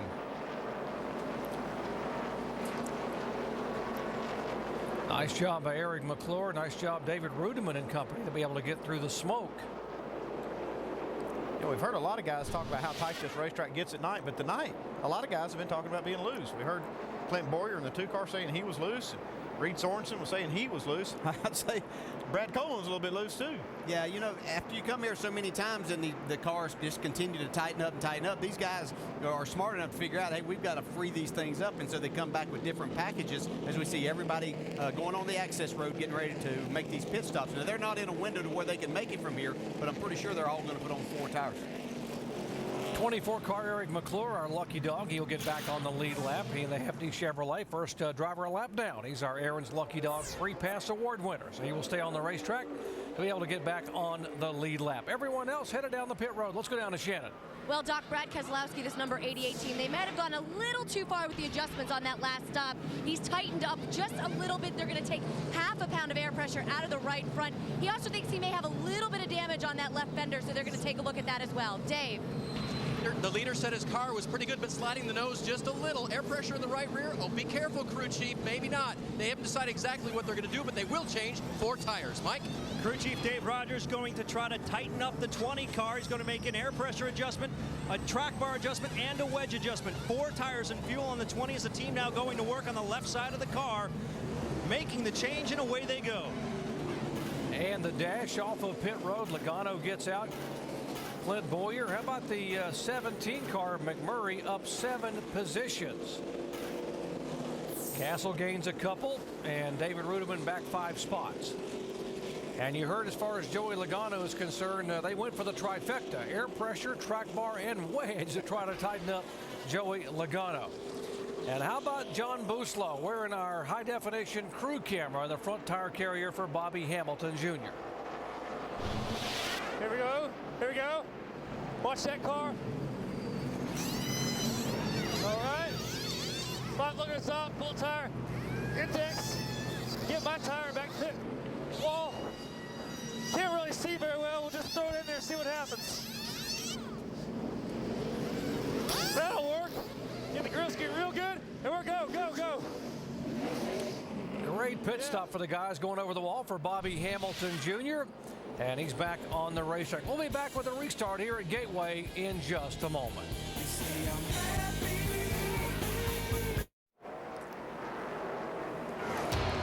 Next Sunday, the NASCAR Sprint Cup Series returns to the famed Indianapolis Motor Speedway. Jeff Goring going for an historic 5th Brickyard win.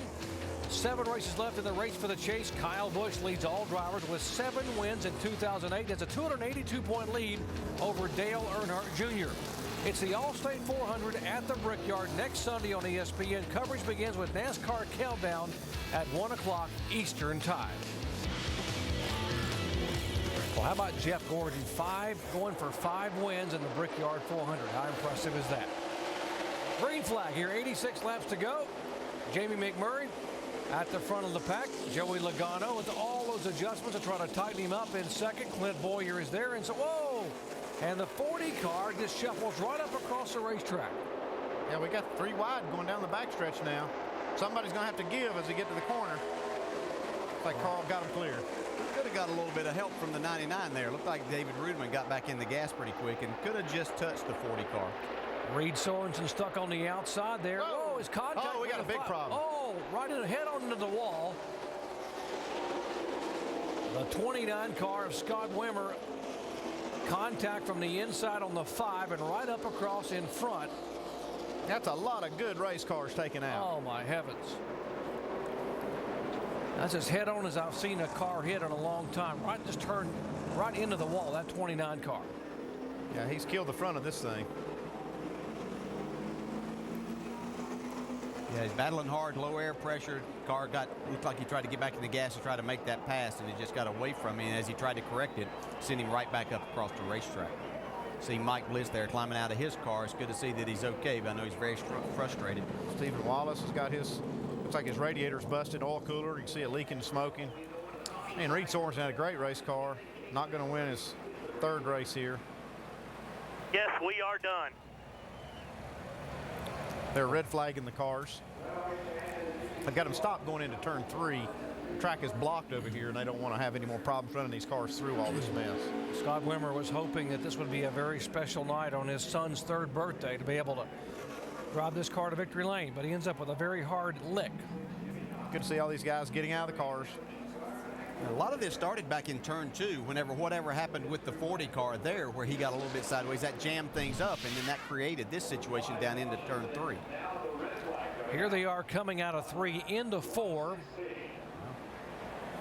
Looks like the 29 got a little bit of a tap from the 5 car, actually, to get him started there. Yeah, it looks like he was plenty loose already, and he got a little bit of a tap from the 5. It doesn't take much. Yeah, and he could have had to check up because he was loose, and that's when the 5 got into him. Boy, the 1 car, Mike Bliss, he gets a lot of damage out of this. So does Reed Sorensen. Somebody's wheel or tire came off the car. Now, was the back of the 29 car already sliding, or did he get a tap from the 5? It looked almost like a 29 car. Let's see if we can see here. Hard to see from this angle, but was he already sideways? Oh, boy, that is a tough angle to watch right there. Oh, boy, he went head on into the wall. Hard hit and then gets hit again. Yeah. We saw Scott Wimmer was moving around in his car. Let's go down to Shannon. Well, I'm here with Mike Bliss. He was able to walk out of his car right over to pit road. Are you all right? Yeah. I don't know what happened there. Just got a couple guys, I guess, were in the wall, and we were running low, and just. We're gonna let you look at the jerk cam here. Yeah, no matter. Yeah, that's what I saw. Round, round, round. So it's a shame. Our Mitsubishi Chevrolet was really good tonight. You know, I mean, it was really good. Just needed to get out in the clean air, but I don't know. It's frustrating. Was that just a product of guys getting too jumpy on a restart, Mike? I don't know. I mean, I don't know who started it. I think I saw the 5 get into somebody. I don't know. I just saw something and I couldn't run, and I just was hoping we'd get by it. We didn't get by. All right, disappointed Mike Bliss, you guys. Let's see, was a 29 spinning, or did he get the contact first? Well, he was definitely sideways. So, I mean, he was a little bit loose running through the corner, and he may have had to check up just a little bit, but God, look at that 1 car. All the damage he got from that. I can see why he's so disgusted. Yeah, and everybody's got fresh tires on. Everybody's going as fast as they possibly can there as we look out of Stephen Wallace's inboard camera there. sometimes you just run out of room. You can't see. You know, there's smoke and you're trying to get slowed down. You're trying to work your way through there. And unfortunately, it wasn't a clear path for him this time. Yeah, Steven had nowhere to go. Reed Sorensen came right off the wall down in front of him. Now here's the half a lap earlier with the contact right there you were talking about, DJ. Yeah, looked like Reed didn't get in the gas quite as quick as David did, just a little bit of a tap, but that created this whole scenario going down into turn 3. It looks like everything's okay right here. Reed's hung up on the outside, Scott Wimmer's down on the inside, and everything looks okay here. Wimmer gets back to the gas, but might get a little bit sideways there. Landon Castle gets a good run, and maybe a Scott Wimmer had to get out of the throttle a little bit.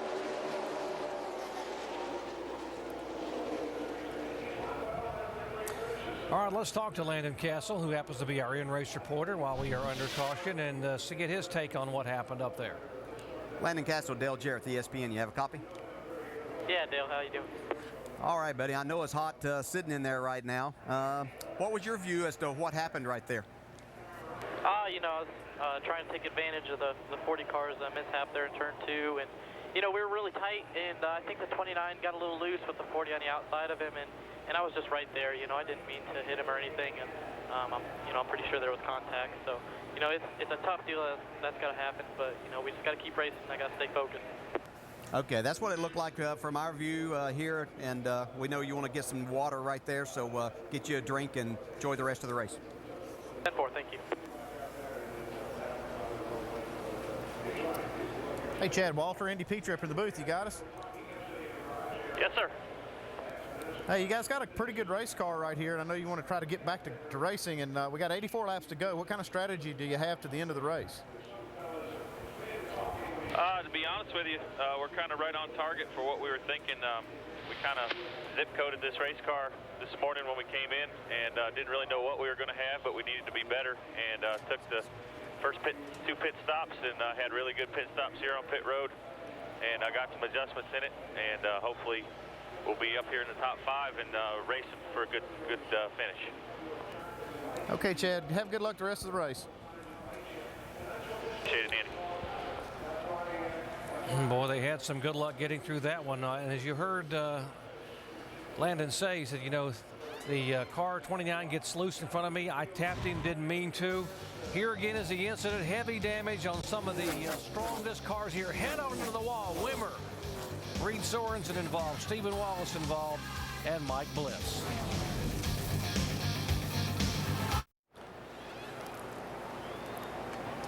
Welcome back to the Missouri-Illinois Dodge Dealers 250. We are under a red flag here with just 84 laps to go. Hard impact involving a handful of cars coming out of turn 4 to bring out the 5th caution and eventually the red flag. Mike Bliss involved. Contact between Scott Wimmer, Landon Castle, Reed Sorensen involved, heavily damaged Stephen Wallace, and of course in the one car I mentioned of Mike Bliss. Next Saturday, the Nationwide Series moves to O'Reilly Raceway Park at Indianapolis, where last year Jason Leffler made history, becoming the first driver to win for Toyota in NASCAR Nationwide Series action. 6 different winners in the last 6 ORP races. And remember, O'Reilly Raceway Park has hosted the NASCAR Nationwide Series every year since the series debuted back in 1982. Coverage begins there at 12:30 Eastern Time on Saturday. Qualifying 4:30 and race action 7:30 Eastern Time, beginning with ESPN Countdown coverage. Now let's head down to pit road where Dave is caught up with Stephen Wallace. Yep, and Stephen Wallace, thankfully, is actually drove his car back to the garage area. Let's roll that tape and tell us what it was like from inside the car there, Stephen. I can tell you what it was like. There was a lot of smoke, and I couldn't have anywhere to go, you know. But our Jimmy John Chevrolet was a pretty decent car tonight. I got in the wall a little bit off of turn 2 there to, you know, like about the 3rd lap. I hate that for my guys, but you know, just I just saw a bunch of smoke and a bunch of cars crashing in front of me. And that's just racing, you know. You'll have those things, but man, as hard as sponsors are to find, man, it's just I hate tearing up these race cars. You know, it sucks for everybody here, but I'm just you know, real proud of all these guys. You know, just got to thank Jimmy Johns and, you know, John Bean and everybody for sticking behind us. It just hate this deal. My dad's sitting home watching this right now, so sorry about that, Pop. We'll have to go get him next week. Thank you. And I think, although you may have to go get him for a few points here tonight, Harold says you may get out for try to get a couple laps in here, get ahead of the competition. Oh yeah, man. Winners never quit. Quitters never win. So we're gonna get this Jimmy John Chevrolet all put back together and go back out there and try and get as many points as we can. Thanks. Thanks, Steve. Shannon? Well, here with Scott Wimmer, hard hit. Scott came over the radio and you said that hurt. How are you feeling right now? Oh, pretty good. It's just been a little while since I've taken a hit like that. But Holiday and Chevrolet was pretty good. We started them back there and we got ourselves up front. And yeah, on the restart, it's really tough racing. I think I might get a little help there. But sorry, I wrecked the rest of the field here. It looked like we were going to have a good, clean night of racing, but I guess we didn't. What happened from your perspective? I don't know. I was on the inside of Reed, and we were racing real hard, and I think the 5 maybe just tapped me just a little bit and got me around and came back across Reed, and that turned me straight in the wall. And it's not a hit you like to take. I saw the wall coming pretty quick, but fortunately everything held up. Everything did good, and we'll go race ORP next weekend. All right, and we're going to move over here to Reed Sorensen in the 40 car this weekend, released from the Infield Care Center. How are you feeling, Reed? I've been better. I've had better days. Just a tough deal there. I guess I couldn't see the replay there, but it looks like the 5 may have got into Scott there a little bit, and that just is enough to start a wreck, and we were on the outside. I had nowhere to go, and it wasn't fun doing that. But Fastenal guys did a great job. Had a decent car in the race. We were fighting rear grip.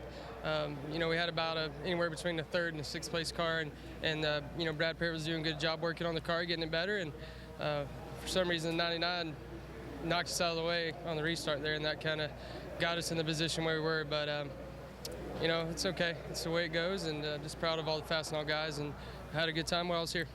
All right, Reed, Doc, a lot of disappointed drivers back here in the garage right now. And Shannon, the good news is the reason these guys can walk away and talk to you is because of that safer barrier right there. You saw the wall give with the impact and absorb the energy. That wasn't there a few years ago. And we want to say thank you for a lot of people who worked to get that barrier put up. But one in particular, this last week, NASCAR lost longtime technical director Steve Peterson. And Steve was an innovator who worked tirelessly to develop and promote safety innovations like the implementation of that safer barrier. NASCAR chairman Brian France put it best. He said Steve's accomplishments will continue to make every driver safer for generations to come. He will be missed.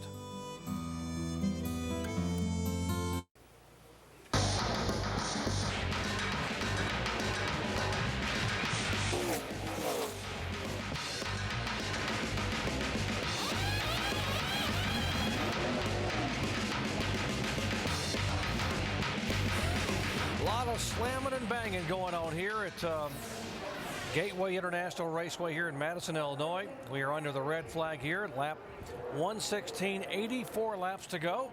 There have been 7 leaders, 8 different lead changes, and currently it is Jamie McMurray at the front of the field there in the 17 car.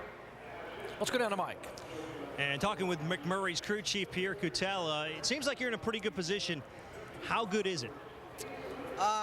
We were pretty good at the start of the race there, and then we made some adjustments to free them up, and when we got back in traffic, just did not help us out. So we went back to where we started at the beginning of the race and took a little wedge out, and with this track position, hopefully we're going to go out and stretch it out a little bit, and then see how the cautions fall, see how the rest of the race goes. Well, obviously, Dave, Pierre Coutel, very anxious to get to victory lane.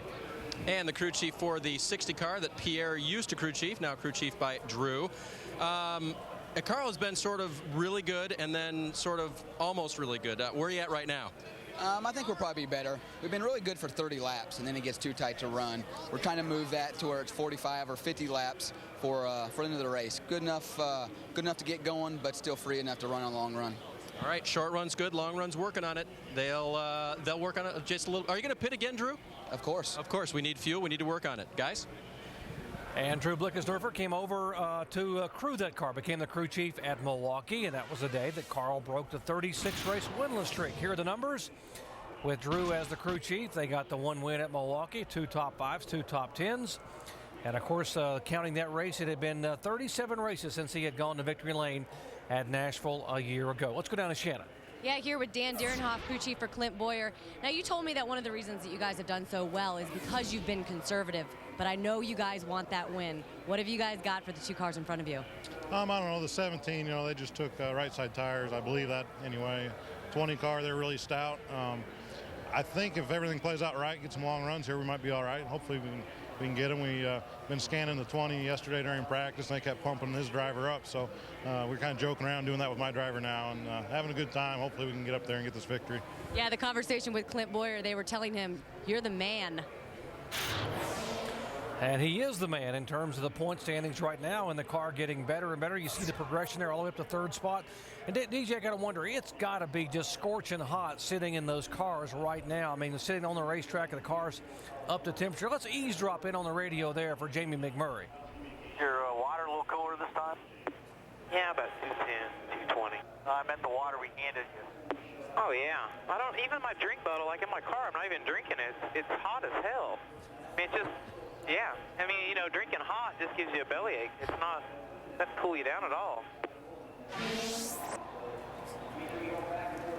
Well, I can assure you this is a tough time to sit in those cars. Under red flag conditions, it's not cooling off in there, I'll guarantee you. This has been a hot day. Everything in that race car is hot, so they tried to give Jamie a little cooler water, but just like a race driver should, he was thinking about his race car more than that right Well, while we wait to get back underway, we'll remind you of our motorsports calendar. Of course, NHRA Race Day coming your way 11 a.m. Eastern Time tomorrow on ESPN2. It's an all-Penske front row. How about Honda IndyCar Grand Prix action mid-Ohio? Elio Castroneves on the pole. Tomorrow, 1:30 Eastern Time, Marty Reed and Company. NHRA action, the finals tomorrow night, 9 o'clock Eastern Time. And, of course, Dale Earnhardt Jr. shifting gears. Tuesday, 7 o'clock Eastern Time on ESPN.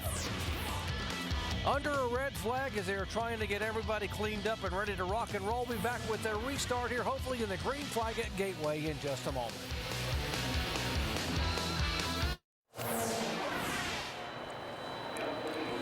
Welcome back to Madison, Illinois, Gateway International Raceway. NASCAR Nationwide Series action. 12th year the NASCAR Nationwide cars have come here and run. It is an off week, of course, for the NASCAR Sprint Cup drivers, a well-deserved weekend off prior to going to Indianapolis Motor Speedway. And there is the nose of the 17 car. And it looks like tape by numbers. Look at all the numbers on the pieces of tape. And if you're wondering what the numbers are for, why don't we go down and find out with our experienced tire changer and crew member, DJ Kopp. Thanks, Doc. Now, when they come in for a pit stop, and we heard Pierre talk about how they're overheating and the temperatures are a little escalated, they're going to come over the radio and say, listen, I want to take off piece number 1 or piece number 2. Now, there's a picture of the nose before the race put right on the side of their pit box. So the crew member, or the front tire carrier specifically, knows exactly what the crew chief is talking about. He's going to say, okay, take off tab number 1. So he reaches over. Instead of having to try to figure out which one he's talking about, he pulls this off. If he says get them all off there, which could very well happen because of all the heat here today, he's going to say get them all off, get 1, 2, 3, 4, however many tabs they have listed, get them off there. We need as much air to get in this thing to keep that engine nice and cool. Doc? That seems so simple. Yeah, just by the numbers. You can see there how they've got them. And what you want to do, sometimes you just want to take a little bit off. You don't want to take too much because it can kill the downforce. And what's the most? Looks like the temperatures are fine. I think the only problem with Jamie McMurray was his water bottle inside the car. Now, let's find out what's going on in the 20 car. They made all those adjustments for Joey Logano. Let's check in with Mike. Well, you know, it can be a lonely situation when you're sitting in that car under red flag conditions. But from what I understand, Joey Logano may have a companion in that race car, Dave? Yeah, I think he's got a little monkey in there. Clint Boyer made a comment a few weeks ago that a monkey could drive this race car, and it's been a running joke. And I think our good buddy Mark Green stuck one in there. And I don't know. Right now, it's not helping. We're running second, third all night. Hopefully the monkey brings some luck here and we can get this thing finished up front. You've done something tonight that I've never heard you do since Joey's been behind the wheel. Tighten the race car up. What's that been like for you? I don't know. Obviously, I'm not too good at it. You know, Joey just likes the cars to turn so good, so we worked really hard on it, try to make this GameStop Toyota Camry turn, and did a little bit too much. It's a little bit too free on the front side, but it does tighten over run, so we're just trying to get the balance more consistent throughout the run, so we'll be okay here in a little bit. Well, you can certainly not count Joey Logano out, Dave. He's running toward the front, as we expected. And Mike, we caught up with Jerry Baxter, crew chief for David Reutimann. Trevor Hoffman, his hero on the baseball field. He has kept a close eye on tonight, but more close eye on your hero driver tonight, Reutimann. Led 21 laps early. Can you guys get back up to the front? Yeah, you know, the old Dream Machine's running pretty darn good, but it seemed like the car stayed consistent throughout the run and everything. We just had a little bit of trouble on pit road, but I got a lot of confidence in my guys. They're as good as they are out there, and we'll be fine. We're about 20 laps short of making it the rest of the way, so we'll have one more stop and everything will be good. All right, part of the crew chief's job is to be coach when things go wrong. He thinks he's got them back together. Shannon?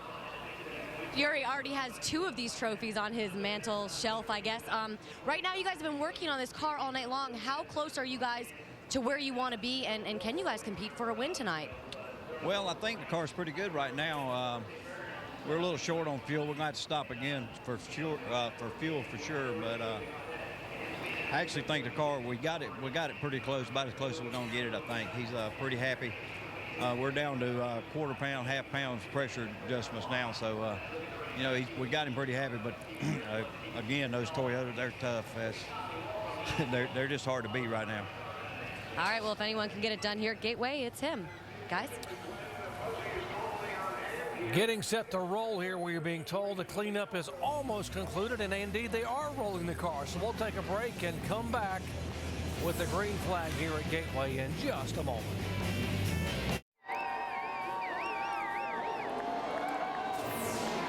Back at Gateway International Raceway, great NASCAR fans have been very patient here after a 24-minute and 45-second red flag. Cars are rolling. Fans are on their feet ready to see some more NASCAR action here. Our race summary, we have had 7 leaders, 8 different lead changes, 5 caution flags for 19 laps. The current leader is Jamie McMurray, who was our pole sitter. He's led twice for 27 laps. The biggest mover, James Busher, the 18-year-old who went to start his shotgun on the field. The top nationwide only series driver, Joey Logano, running in second position. Clint Boyer came in with a 183-point lead. Right now it's 193. That's the margin over the 88 car, Brad Keselowski.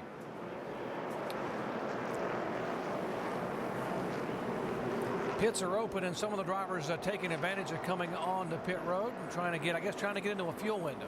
A little bit of strategy maybe played out here. We saw Mark Green in the 70 and Bobby Hamilton Jr. in the 25. Don't know that they can make it from here, but I think maybe they're thinking is they came in and put on tires, probably their last set of tires, and that if they have this other caution later on, then they'll only get fuel, and that'll get them some track position. Well, they can't go all the way under green from here. They'd be about 10 laps short or so. But if they got a lot of caution flags, if we had a bunch more of these and they could just run a lot of laps under caution, maybe they could make it. But it doesn't look like they'll be able to do that here.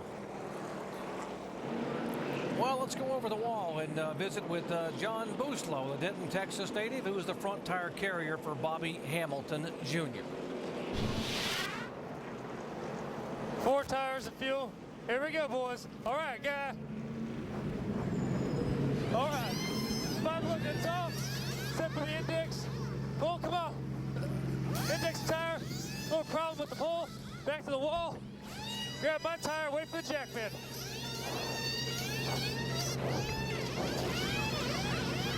Index. Get the grill screen. Let's get out of here.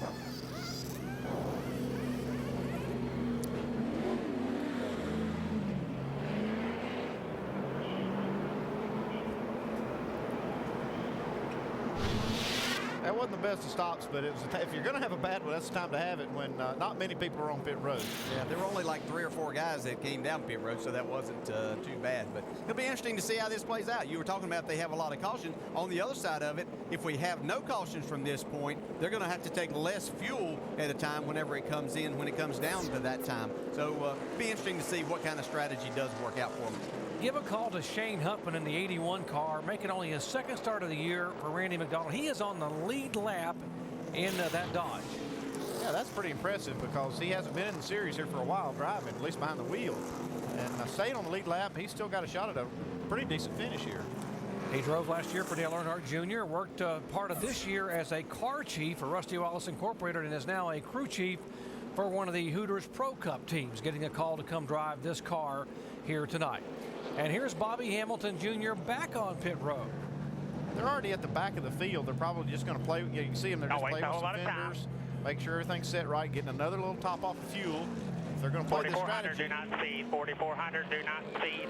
You might as well just keep it full of fuel.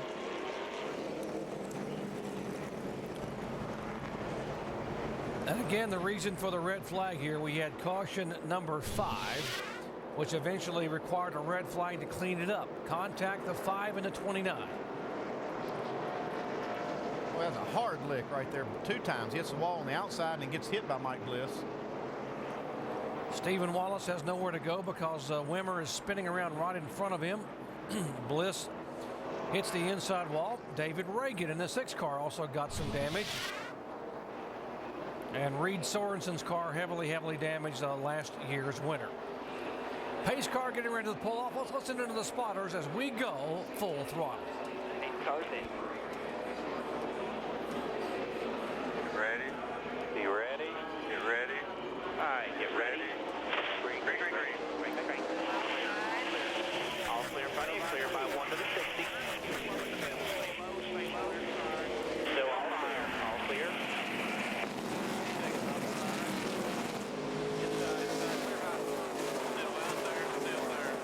Still all clear there. Right with you there. There you go. Clear by half or clear by 1. Good job. On your buffer.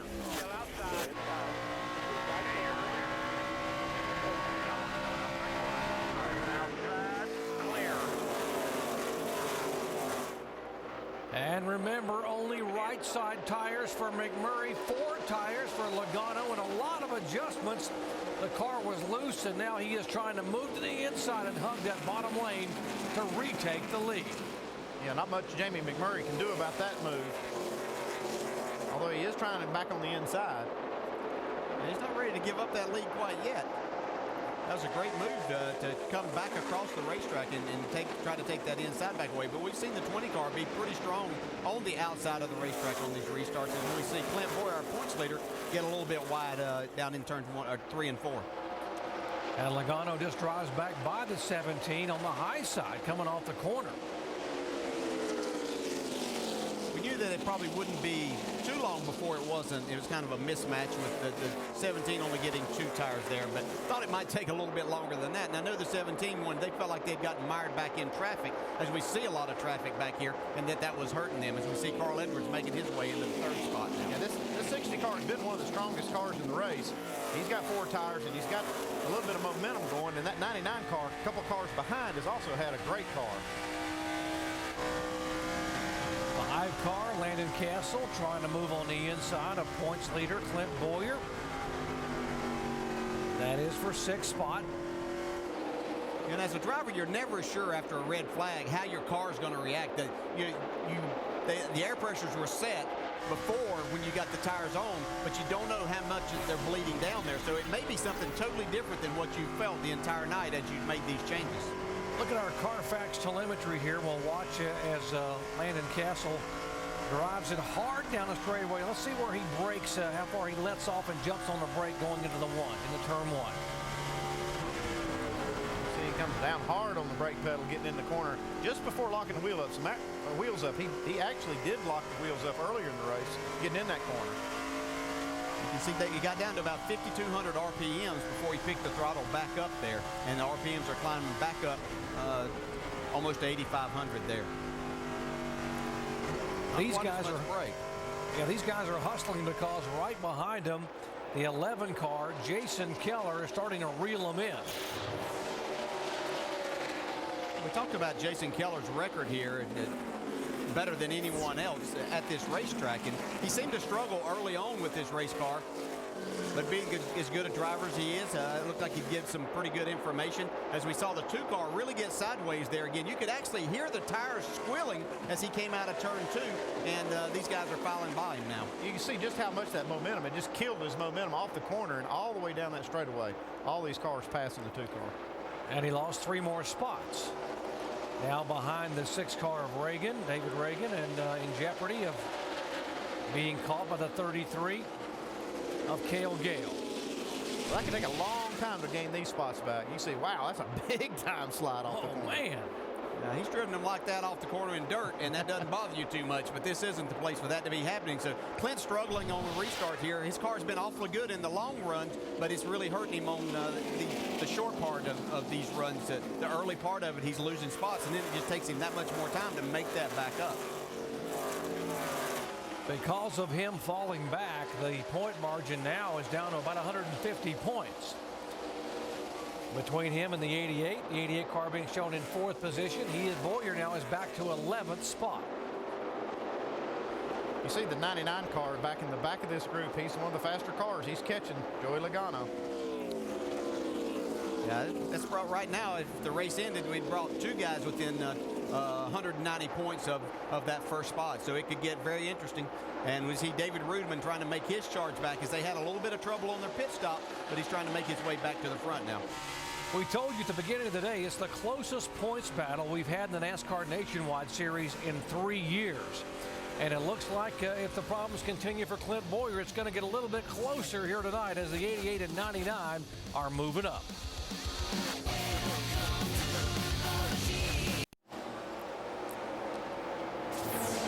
Welcome back to NASCAR Nationwide Series action. Gateway International Raceway. Joey Logano is the leader. Carl Edwards has now gone by the 17 car for second spot.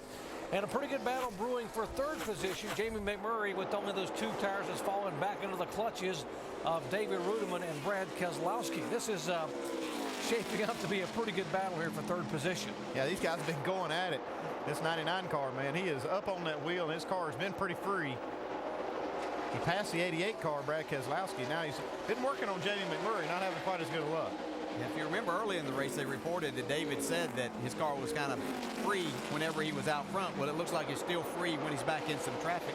We see Mike Wallace trying to make his way towards the front as he makes a move on Chase Miller going into turn 1. Working that throttle. These guys are wanting to get back to the gas, but the car's just not quite ready to go. Dave? And Mike Wallace's car, they actually had to fix a little damage the last time they were down pit road. Had a little fender tussle with the 59 car, according to the crew. They did that when they came down pit road, and they also lowered the air pressure in the right front of the car to help it turn just a little bit more. And guys, the only other thing that's really distracted Mike tonight was when the power was out on the track. He noticed that and was kind of disappointed that a race that means so much to him, and he had so much pressure on him, that the lights went out. And so he's gotten over that as well. Here we go, guys. Getting a little racy now. A moment ago, the 99 just about sideways coming off the corner. And remember, the 99 and 88 are racing for points as well. They are second and third in the point standings. And as far as Jamie McMurray is concerned, he's just visiting here. He's got nothing to lose. Yeah, but he still wants to do well. Yeah, I don't think David Reutimann is even thinking about points right now. He's got a car good enough to win this race. He wants to get by this 17. He knows that 17's only got 2 tires on, and he's got 4, and he wants to get by and get up there and see if he can catch these guys running up front. Yeah, you can see a couple of different driving styles there. Jamie McMurray not getting into the corner quite as hard, letting his car roll in. David Reutimann charging the corner extremely hard. You see him catching there, but then he loses a little bit as Jamie's able to get back to the gas a little bit quicker on exit of the corner. What about the 88 car sitting back there watching this battle, this 2-car battle in front of him? Let's check in his pits with Shannon. Well, Doc, not only is he watching, he is wanting David Reutimann to make that move. He says he's going to go with them, just saying, come on, David, let's do it. Wanting to make that move on that 17. He's working him over right here.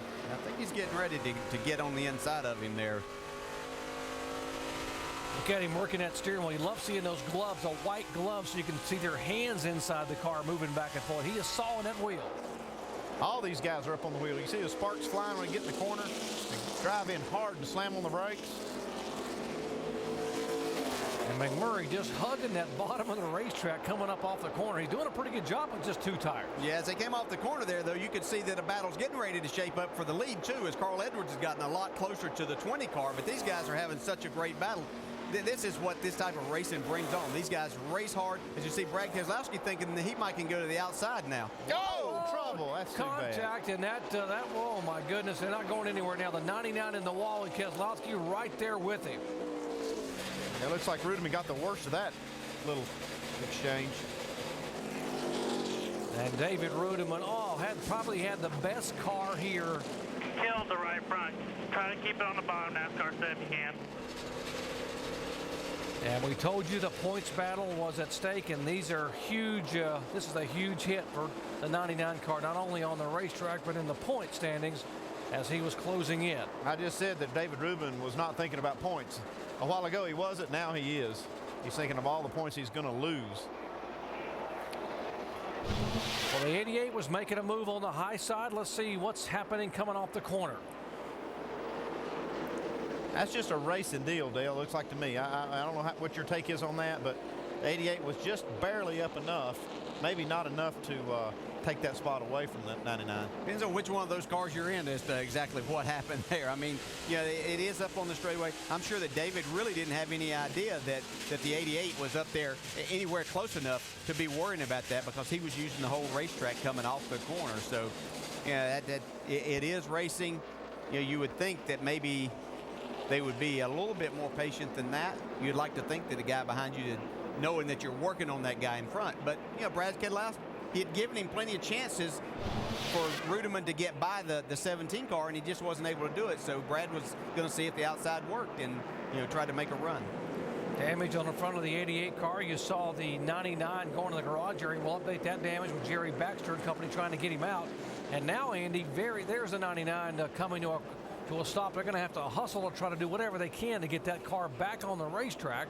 Very important pit stops right now. Yeah, the rest of these guys right now are thinking strategy. What are we going to do to get our guy up front? They can make it from here. This should be their last stop, and they're coming down pit road to do that. And you'll see some guys pull up some strategy moves here. Coming down to you, Shannon. Yeah, the first strategy move you're going to see is right sides only for this 38 team, Jason Leffler. Of course, they're going to get some Sunoco fuel and take a tear off as those guys go to work on the 38 car. It's just a little bit tight this run for Leffler. Dave. Shannon, the 60 team believes they need 4 tires to win. Wedge in the right rear just to help Carl's car a little bit. No air pressure changes. Mike.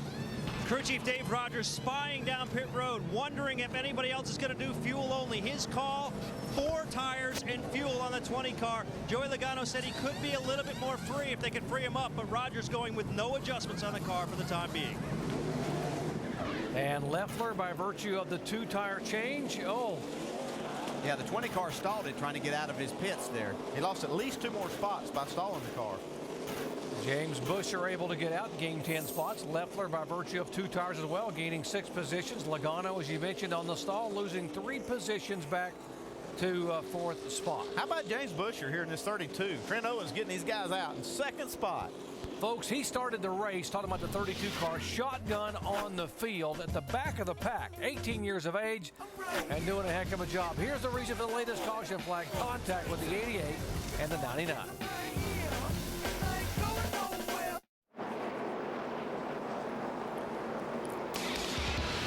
Welcome back to the Missouri-Illinois Dodge Dealers 250. Next week, we head to the famed Indianapolis Motor Speedway. Sunday, July 27th, 1 o'clock Eastern Time, ESPN coverage of the All-State 400 at the Brickyard. Can Jeff Gordon win a record 5th time at that historic raceway? And how about 7 races left in the race to the chase? What about Kyle Busch? He has been on fire. 7 wins in 2008. A 282-point lead over Dale Earnhardt Jr. Now let's listen in to the Joey Logano radio here, the 20 car. All right, guys, have that other set of tires up here. We have a set of stickers left sides and 25 lap right sides. Save all the fuel you can save, bud. Save all the fuel you can save. You got to make this last 57 laps, so I want you to drive that thing in front, win it, but be smart about it. These guys should be able to make that no problem, that 56 laps, and they're trying to get their driver pumped up to go after this win. Telling a driver about stickers versus 25 lap scuffs. We're going to get our experts to explain why they told the driver what he had on the car in a moment. Here they come down, Jason Leffler, and Carl Edwards goes down on the inside, and that keeps Joey Logano from making a move below him. That's a defensive move to keep that 20 car from getting that low position, getting into turn 1. Yeah, and it's cost him a little bit here because Jamie McMurray's jumped up on the outside of the 20 car, trying to take that spot away from him. Looking back from Carl Edwards, McMurray finally has 4 fresh good years himself. He's been riding on only right sides on the last 40 laps, but holding on. Second position, Carl Edwards trying to go underneath the 18-year-old James Busher. Carl's in the best spot. He's got 4 tires. He's got the best car. These guys in front of him, that James Busher and the 38 car, pulled a little strategy. The 38 only got 2 right side tires. Whoa, we got a little trouble off turn 2. Joey Logano got very loose over there. Jason Keller able to get to the inside to keep from running into the back of him to try to take the spot away, but here comes Logano back. Yeah, I think these are the times right here in these type situations that we really see what this young man's made of, and you know how much does he have to learn as he goes through this, because this is totally different than being out front. As we look at a replay, he's on the inside of Jamie McMurray trying to come off of turn 2, gets loose, saves the car, but it allows Jason Keller to come up behind him. So these are learning experiences for him, Andy. Yeah, these are just, he's got to be in these positions, different positions and situations to figure out how to do it. And look at behind him, you see Davis Dremy getting loose. DJ, we heard Dave Rogers tell the 20 car, tell Logano, right before the restart, you got stickers on the left, you got 25-lap scuff tires on the right. Why did he think the driver needed to know that? Yeah, it's interesting. A lot of times you just want the driver to be aware of exactly what kind of situation that you're in. So it's good that the driver understands what he has and what to expect whenever he goes off into that first corner, as we see him make a move under the 32 car there. So it looks like he's got his car back righted, and he's probably calmed down a little bit after that restart.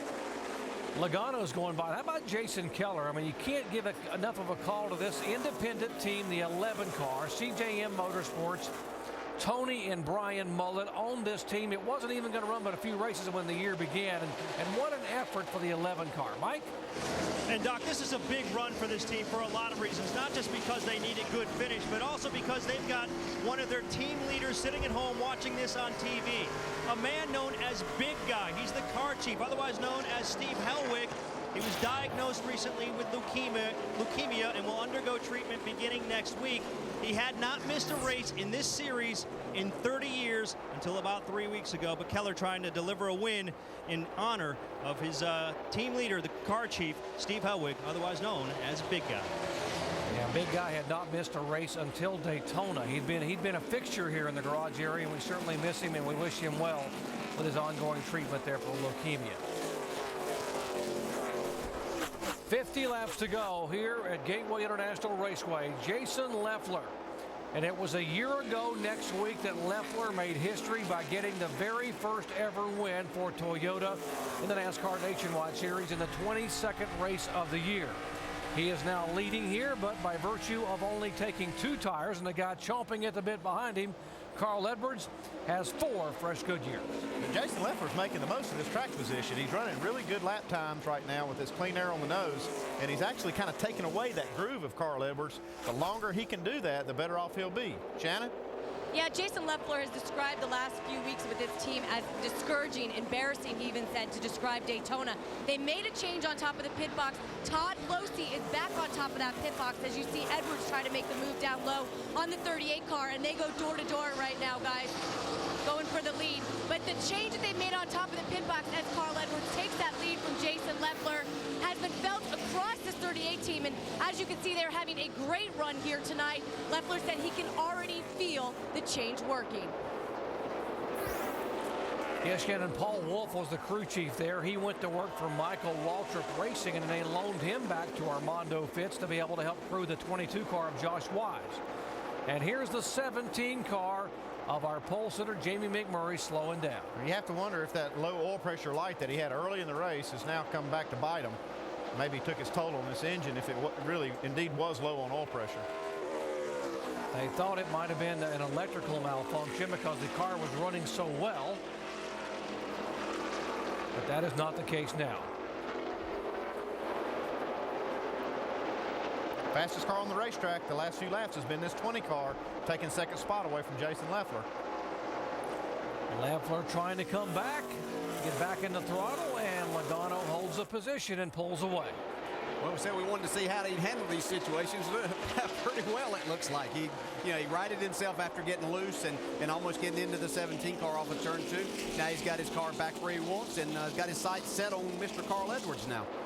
Carl Edwards from Columbia, Missouri. He rode a bicycle to St. Louis to race this weekend. He's been pedaling hard toward the front ever since. And he's got a huge contingent of fans here that love their man Carl here at Gateway.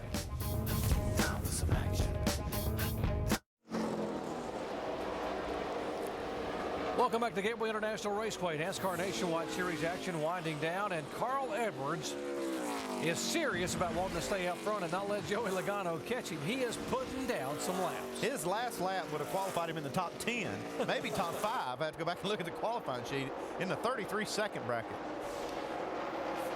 DJ, that's what you call up on the wheel. Well, it's time, and he's the type of driver that can do that. And when it gets time to win, you know, we saw him work with this car all night. At times it wasn't exactly what it wanted. We saw it with those white gloves, him fighting the steering wheel a lot of times. And now he's just set sail. He's got his car out in that good clean air. I know we talk about that a lot, but it's actually so important. Yeah, and they're telling him that he's pulling away right now. He's beating Joey Logano right now, between a 10th and a half and 2/10 a lap. Remember the last win when he broke the winless streak at Milwaukee? He didn't do the backflip because he felt like he didn't deserve it because of a couple of reasons. First of all, nudging the 2-car Clint Boyer, and the tragedy that NHRA had that day. I got to believe that if he wins this one, he's going to really enjoy that somersault in front of the Missouri and Illinois fans around this area where he grew up. Yeah, he might do a double or something. A 2.5 gainer. Here comes the 11 car. It's caught these teammates here, James Busher and Jason Leffler. It's a great decision on the Jason Leffler and Bush's part to get 2 tires there. These guys were mired outside the top 10 at the time, and they've got themselves up in the top 5 as we see Jason Keller taking away the 4th spot now, improving on his record here once again. Jason Keller, this is his 11th start here, folks. He has finished 2nd twice, 3rd twice, 4th, 5th, and 6th. I think he might have this place figured out. You think? What do you think? All right, here's the 88, just moving back into the top 10, Brad Keselowski. That's Cale Gale, right side of your screen, the Kevin Harvick car. See, that damage on the nose is what he got from the contact that David Reutimann and him had and caused that big wreck. And actually, I thought it would have torn this 88 car up even worse than more damage than he got. Yeah, I was concerned. You know, we talked about the points earlier when he'd cut it down to 150. I was afraid that it was going to get well up over 200 here, but he's only 2 spots behind Clint Boyer right now, so that the damage is going to be minimal as far as points loss. Yeah, if he doesn't lose it, he got a little loose right there. He's working hard with the steering wheel, but you can tell that's hurt the handling of his race car, but he's making the most of it at this point.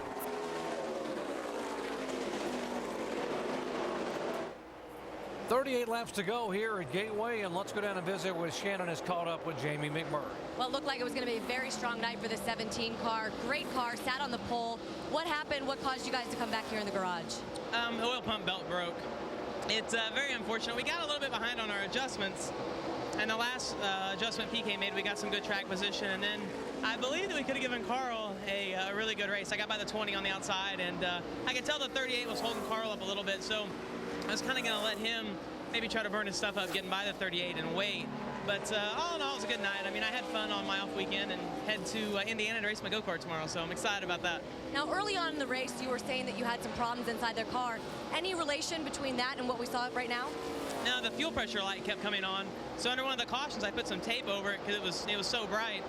And the lack of lights in the track, it was pretty bright inside my car. And then when I went into turn 3, I saw another light come on. And it's red, which typically means oil pressure, and then the motor started getting real tight, so I just pushed the clutch in and shut it off, and then when we came in, they found the belt broke. All right, Jamie McMurray back here, but still in good spirits, guys. But I guarantee you that folks will remember he was here tonight because he sat on the pole in rather dramatic fashion and led the early laps here. Great run for Jamie McMurray, and his teammate, Carl Edwards, showing the way with 35 to go.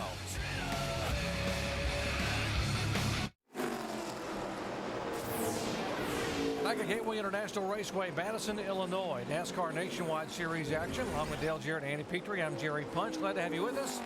Reigning series champion Carl Edwards is the leader.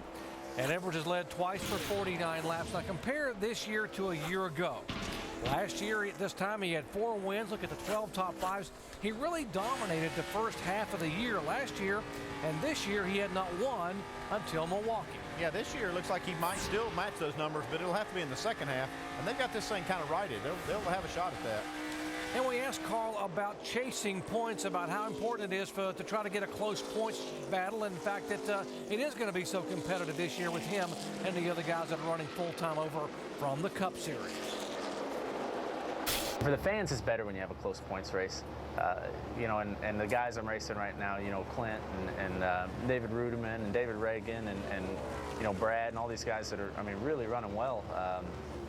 You know, it's fun. So yeah, it's competitive, and we need to win some more races. I mean, we've got to catch up to Clint. You know, I'd love to beat him. He's a great competitor. A year ago at this time, Carl Edwards had a 716-point lead over second place. Folks, this is how tight it's getting here. 191 points, 201 back to Edwards. In fact, the top 5 right now are closer than first and second were a year ago. This is the tightest points battle we've seen in the NASCAR Nationwide Series since 2004. And by the way, David Reutimann in the garage area trying to get the 99 repaired. They're still working on the 99 car. We will mention, though, by the way, that for you Stephen Wallace fans, Stephen is back on the racetrack being shown 27 laps down in the 66 car. There is Stephen. Good job by the Jimmy John's crew to get the car bandaged back as best they could.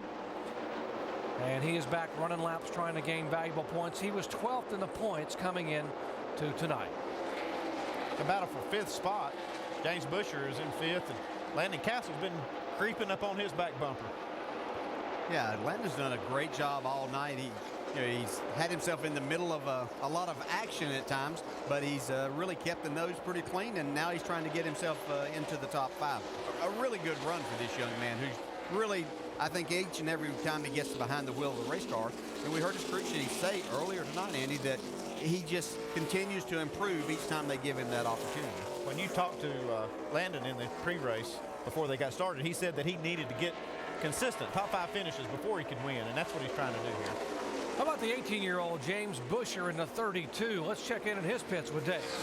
And Jerry, 4 years ago, he was running weekly in what are called Legends cars and gunning for a title in the semi-pro division. That is until he had trouble with his own race car, and he went up to Steve Turner, whose daughter was competing at a track. He said, "Can I drive your daughter's backup car for 1 lap and get points toward my championship?" Turner said, "No, but if you let me work on the car, I'll let you race the car, and then you can go try to win the race." And that's just what Busher did.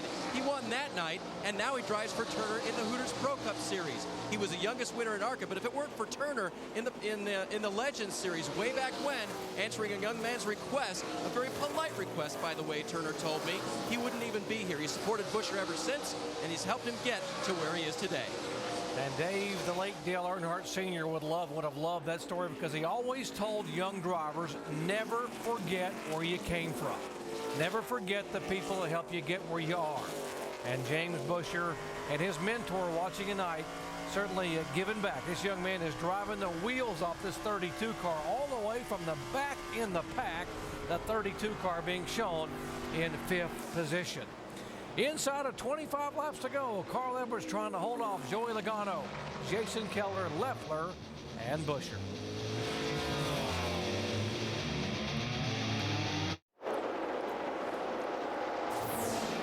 Welcome back to Gateway International Raceway, just across the mighty Mississippi from St. Louis, Missouri, and it's a Missouri driver, Carl Edwards, who bicycled here from some 200 miles away in his home in Columbia, Missouri.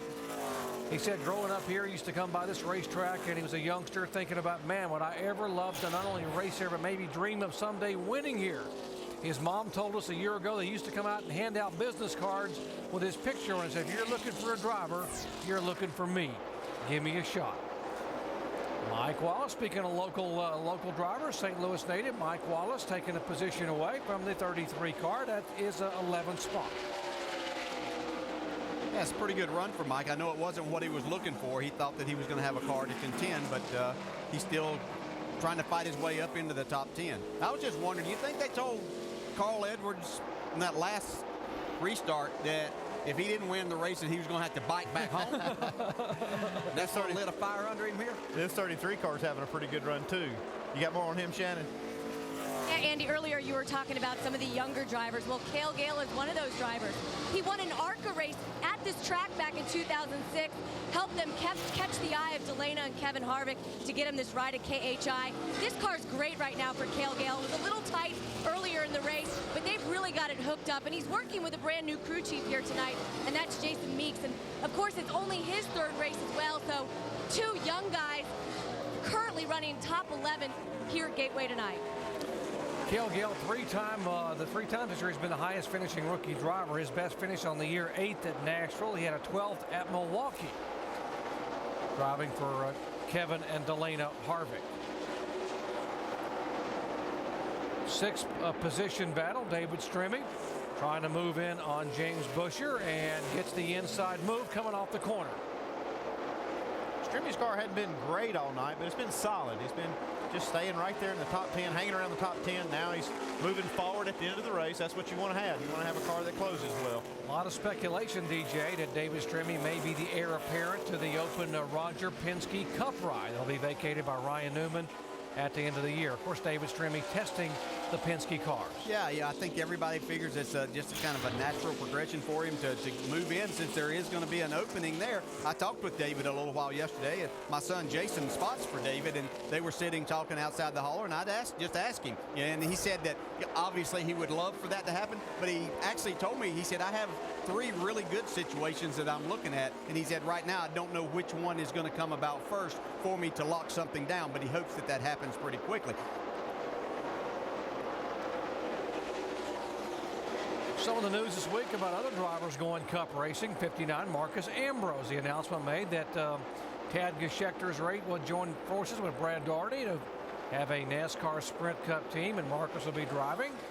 These guys, 59 and 22, Josh Wise, battling for 15th and 16th spot.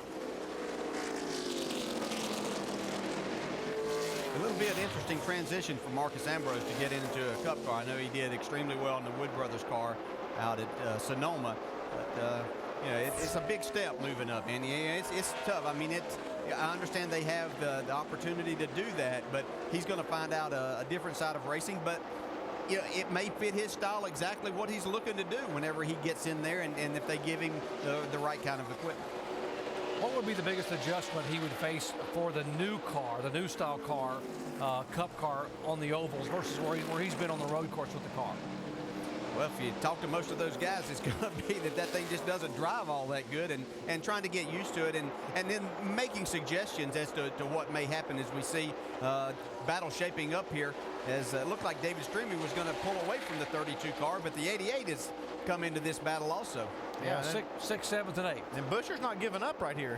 He's underneath Strimmy. Yeah, it looks like Strimmy's lost a little bit of the handle of his car, and Brad Keselowski has actually come back. He's passed Clint Boyer. We were talking about him losing some points, but he's actually going to end up looking like he's going to gain some points, even though he got in that little tussle with David Reutimann earlier. Whoa, and these positions right in front of the 88 are valuable points positions, as we are now at race number 21 of 35. Keselowski getting by Strimmy. Now we'll work on Busher. You got to hand it to Busher in this 32 car. They didn't take tires, or took 2 tires that last stop. And he's hung in there real well. He doesn't have a lot of experience. He's racing with some guys that have done real well this year. Maybe not having that experience didn't let him know that car wasn't supposed to drive good after he wrecked it qualifying. But they screwed did a fantastic job of putting that car back together. We see Brad Keselowski going to take that spot away, and that's actually 5 more points that he's gaining on Clint Boyer right there. Yeah, it's 171 points for the 88 back behind the 2. Back up front, the 60 car. Carl Edwards, 10 laps to go. Dave. Hey, Andy Petrie. Yes, sir. Why did Jack Roush make a crew chief swap at the 60 car? Well, he's just looking for some magic. It looks like they found a little bit of chemistry in this 60. Yep, and Drew Blickensderfer's first job was to study everything to find out what would work. And when he looked at the win in 06, followed by the underperformance in 07, he went back to all of the notes that they've had from here at Gateway, and he thought he found what he might be able to put together as a really good compromise between getting the 2006 winning notes and all the updates that they've worked on these cars since that time. I think it's working, and another good night for Blickensderfer and Edwards. Yeah, David, it's actually worked well for both teams. You saw PK go over to the 17 car. They sat on the pole, had a car that probably could have given Carl a run for his money tonight. But, boy, they both have done a great job, and makes Jack Roush look like a genius. And, communication is so important. But you know what Carl said? He said when they brought Drew over, he said it took him a week to figure out how to pronounce his last name, so I just called him Drew. Well, I can tell you, with the talent that Carl Edwards has, all they need to do is get him something pretty close to drive, because he's an awfully good race driver, and I know that the competitiveness he has inside of him is going to help a lot and makes him want to get that car back to the front. Now, I talked to Drew down in the garage area earlier, and I asked him how the car was going to be. He said it was going to be pretty good. He wasn't sure it was going to be great. He says, but Carl will make up the rest of it tonight. He loves to win here. He wants to win here bad. Joey Logano in the 20 car, making his 5th career start. Last time in this car, Milwaukee, he finished 2nd. And unless something major happens, he will probably finish 2nd here tonight. Yeah, you know, we came in here speculating that he might have a chance to win, and he did have a chance to win. Yeah, once again, this is a very good race car with a really good race team. But this young man is in his 5th race. We can't forget that. He's done just a terrific job. And even though he's in 2nd, the man behind him is one that's probably impressed all of us as much as anything. Jason Keller has got himself in 3rd spot, just showing how much he knows about driving at this racetrack. Got to give a call to not only Jason in the 11 car there, whose best finish of the year was 7th at Darlington, but Todd Gordon and this entire team. Todd Gordon won here back in 2003 with Scott Riggs, pulled off a huge upset, and Riggs led 1 lap. But it was the last lap, and that was the most important one of the race. Mike. You know, Doc, I had a recent conversation with Jason Keller, and he was a little bit upset. He felt like the media had been given too much credit to his new sponsor, Incredible Pizza. And I thought that was a little bit odd because most drivers want to give their sponsor a big plug. He said, well, don't get me wrong. They've helped out a lot. But the real credit goes to this team. This team is made up of just 12 full-time guys, and he says it's their hard work and their determination that has gotten them back to this level. In particular, their crew chief, Todd Gordon. You see him there pictured?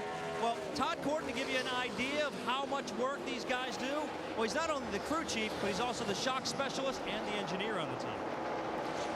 Sort of a throwback, guys, of the old teams with very few people, and you had multiple jobs. They're not thinking about what they don't have. They're thinking about what they do have. They do have a sponsor. They do have a race team, and they're out there doing everything they can with what they have. You know, I think they go by that John Wooden motto that it's amazing how much can be accomplished if nobody cares who gets the credit, and that's exactly the way Jason Keller is right there. Yeah, he's not taking any of the credit, but he deserves a lot of it also as the driver of this race car and keeping all of that going. So it's a type of team that you like to see having some success. We're seeing Clint Boyer right here, our points leader, get back a few points there by passing David Strimmy. We saw Strimmy go up there and work himself up to the 6th spot, but now he's fallen back, and this has allowed Clint Boyer to get a few more points back. 3 laps to go here at Gateway International Raceway. And Carl Edwards from Columbia, Missouri. He won here in 2006. He had gone since June of last year all the way up until last month without a win. 37 races, and finally, after a change in the crew chief and a little chemistry adjustment, Carl went to victory lane at Milwaukee. He won 4 times. By this time a year ago, he has won once this year, and you heard him a little bit ago say, we got to win more races if we're going to have a chance to climb back in this points championship. Couple of teammates here, Landon Castle and Brad Keselowski in the 5 and 88. They are 5th and 6th. Race a little bit harder for that top 5 spot than you would for, say, 6th place. So I'm sure Brad Keselowski is going to give him all he wants right here. Yeah, he is, but it's a great comeback for Brad Keselowski, who looked like after that little incident with the 99 car, they had to spend a little bit of extra time in the pits to repair that car, put some tape on the front of it to come back from where they restarted. This is a really good night, and what could have been devastating for them points-wise turns out to be pretty good. Final lap here for cousin Carl Edwards in the Roush Fenway Ford. How good is it for Carl Edwards, who grew up with a little boy wanting to win here? He did it in 2006. And now coming out of turn 4, the kid from Columbia, Missouri wins at Gateway. Carl Edwards gets win number 2 in 2008. Awesome job, guys. Carl, you're great, man. Awesome, awesome. Man, you don't know how much that means, Drew. Look at Thank you, guys. He's going to get that top 5 spot. We saw him wheeling it off of that last corner, just trying to make that happen. Great comeback. Coming down the finish out of turn 4. You see Keselowski, they probably had told him that the 2 car, Clint Boyer, had moved all the way up to 8th position, so he needed that valuable spot. Here's a happy man right here, Carl Edwards. Yeah, and these fans in the stands are happy for him, too. They're cheering right below us here, and they're excited to see him get a victory here. They want a backflip.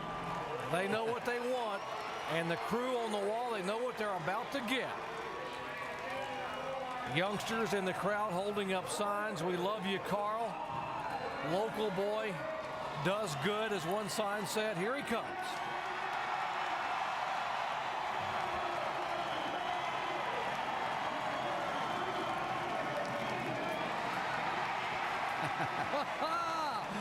Yeah. He stuck the landing pretty good.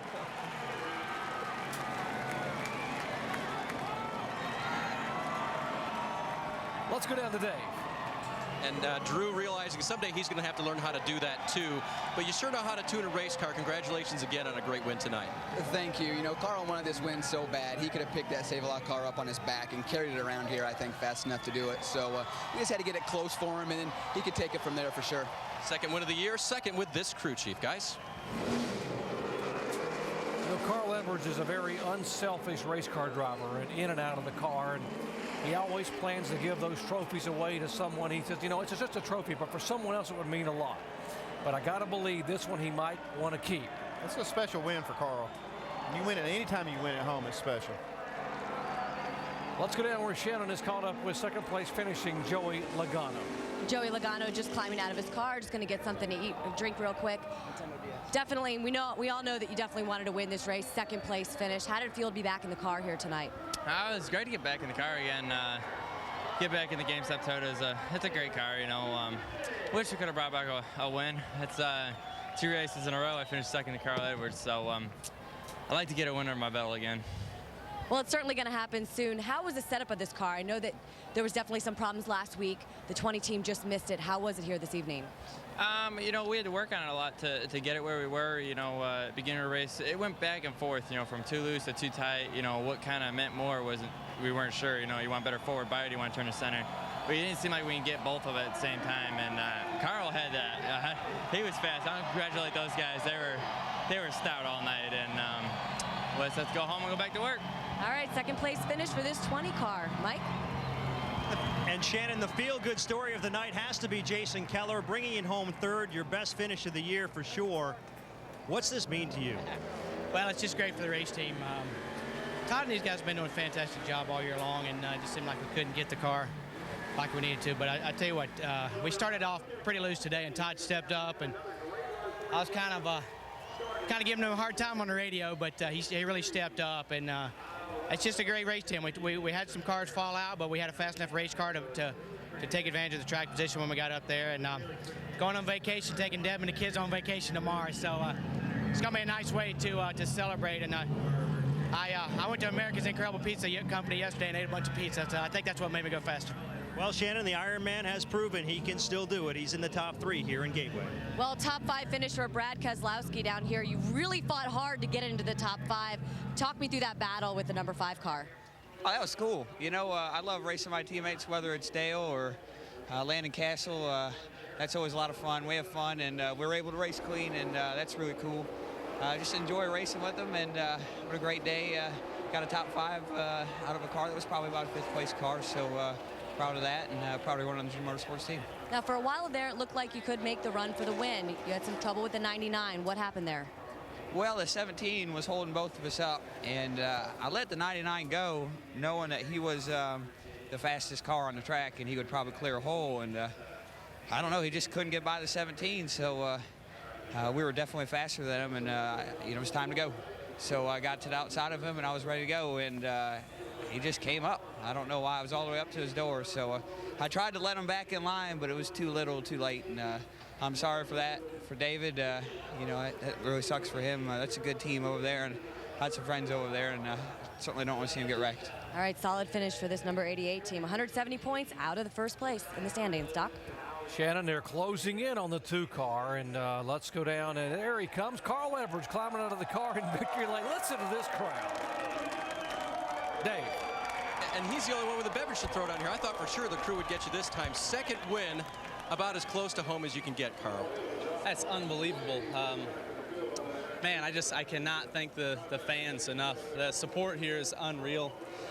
David Reutimann had, I thought, the fastest car in the long run. I don't know what happened to him, but I can't say enough about everyone from Save-A-Lot, Vitamin Water, Under Armour, Ford Motor Company. If you haven't driven a Ford in a while, just go drive one. And I don't know, man. We talked about it. This is as good as it gets. We had 650 people from Save-A-Lot here, and probably 1,000 people I know up there in the grandstands. It's unreal, man, unreal. And Steve Peterson's family, we're thinking about you guys, that's for sure. Drew told me that you said this was the most important race of the year, even over Cup races, Carl. True? This one and the Kansas race on the, and this and the Cup side.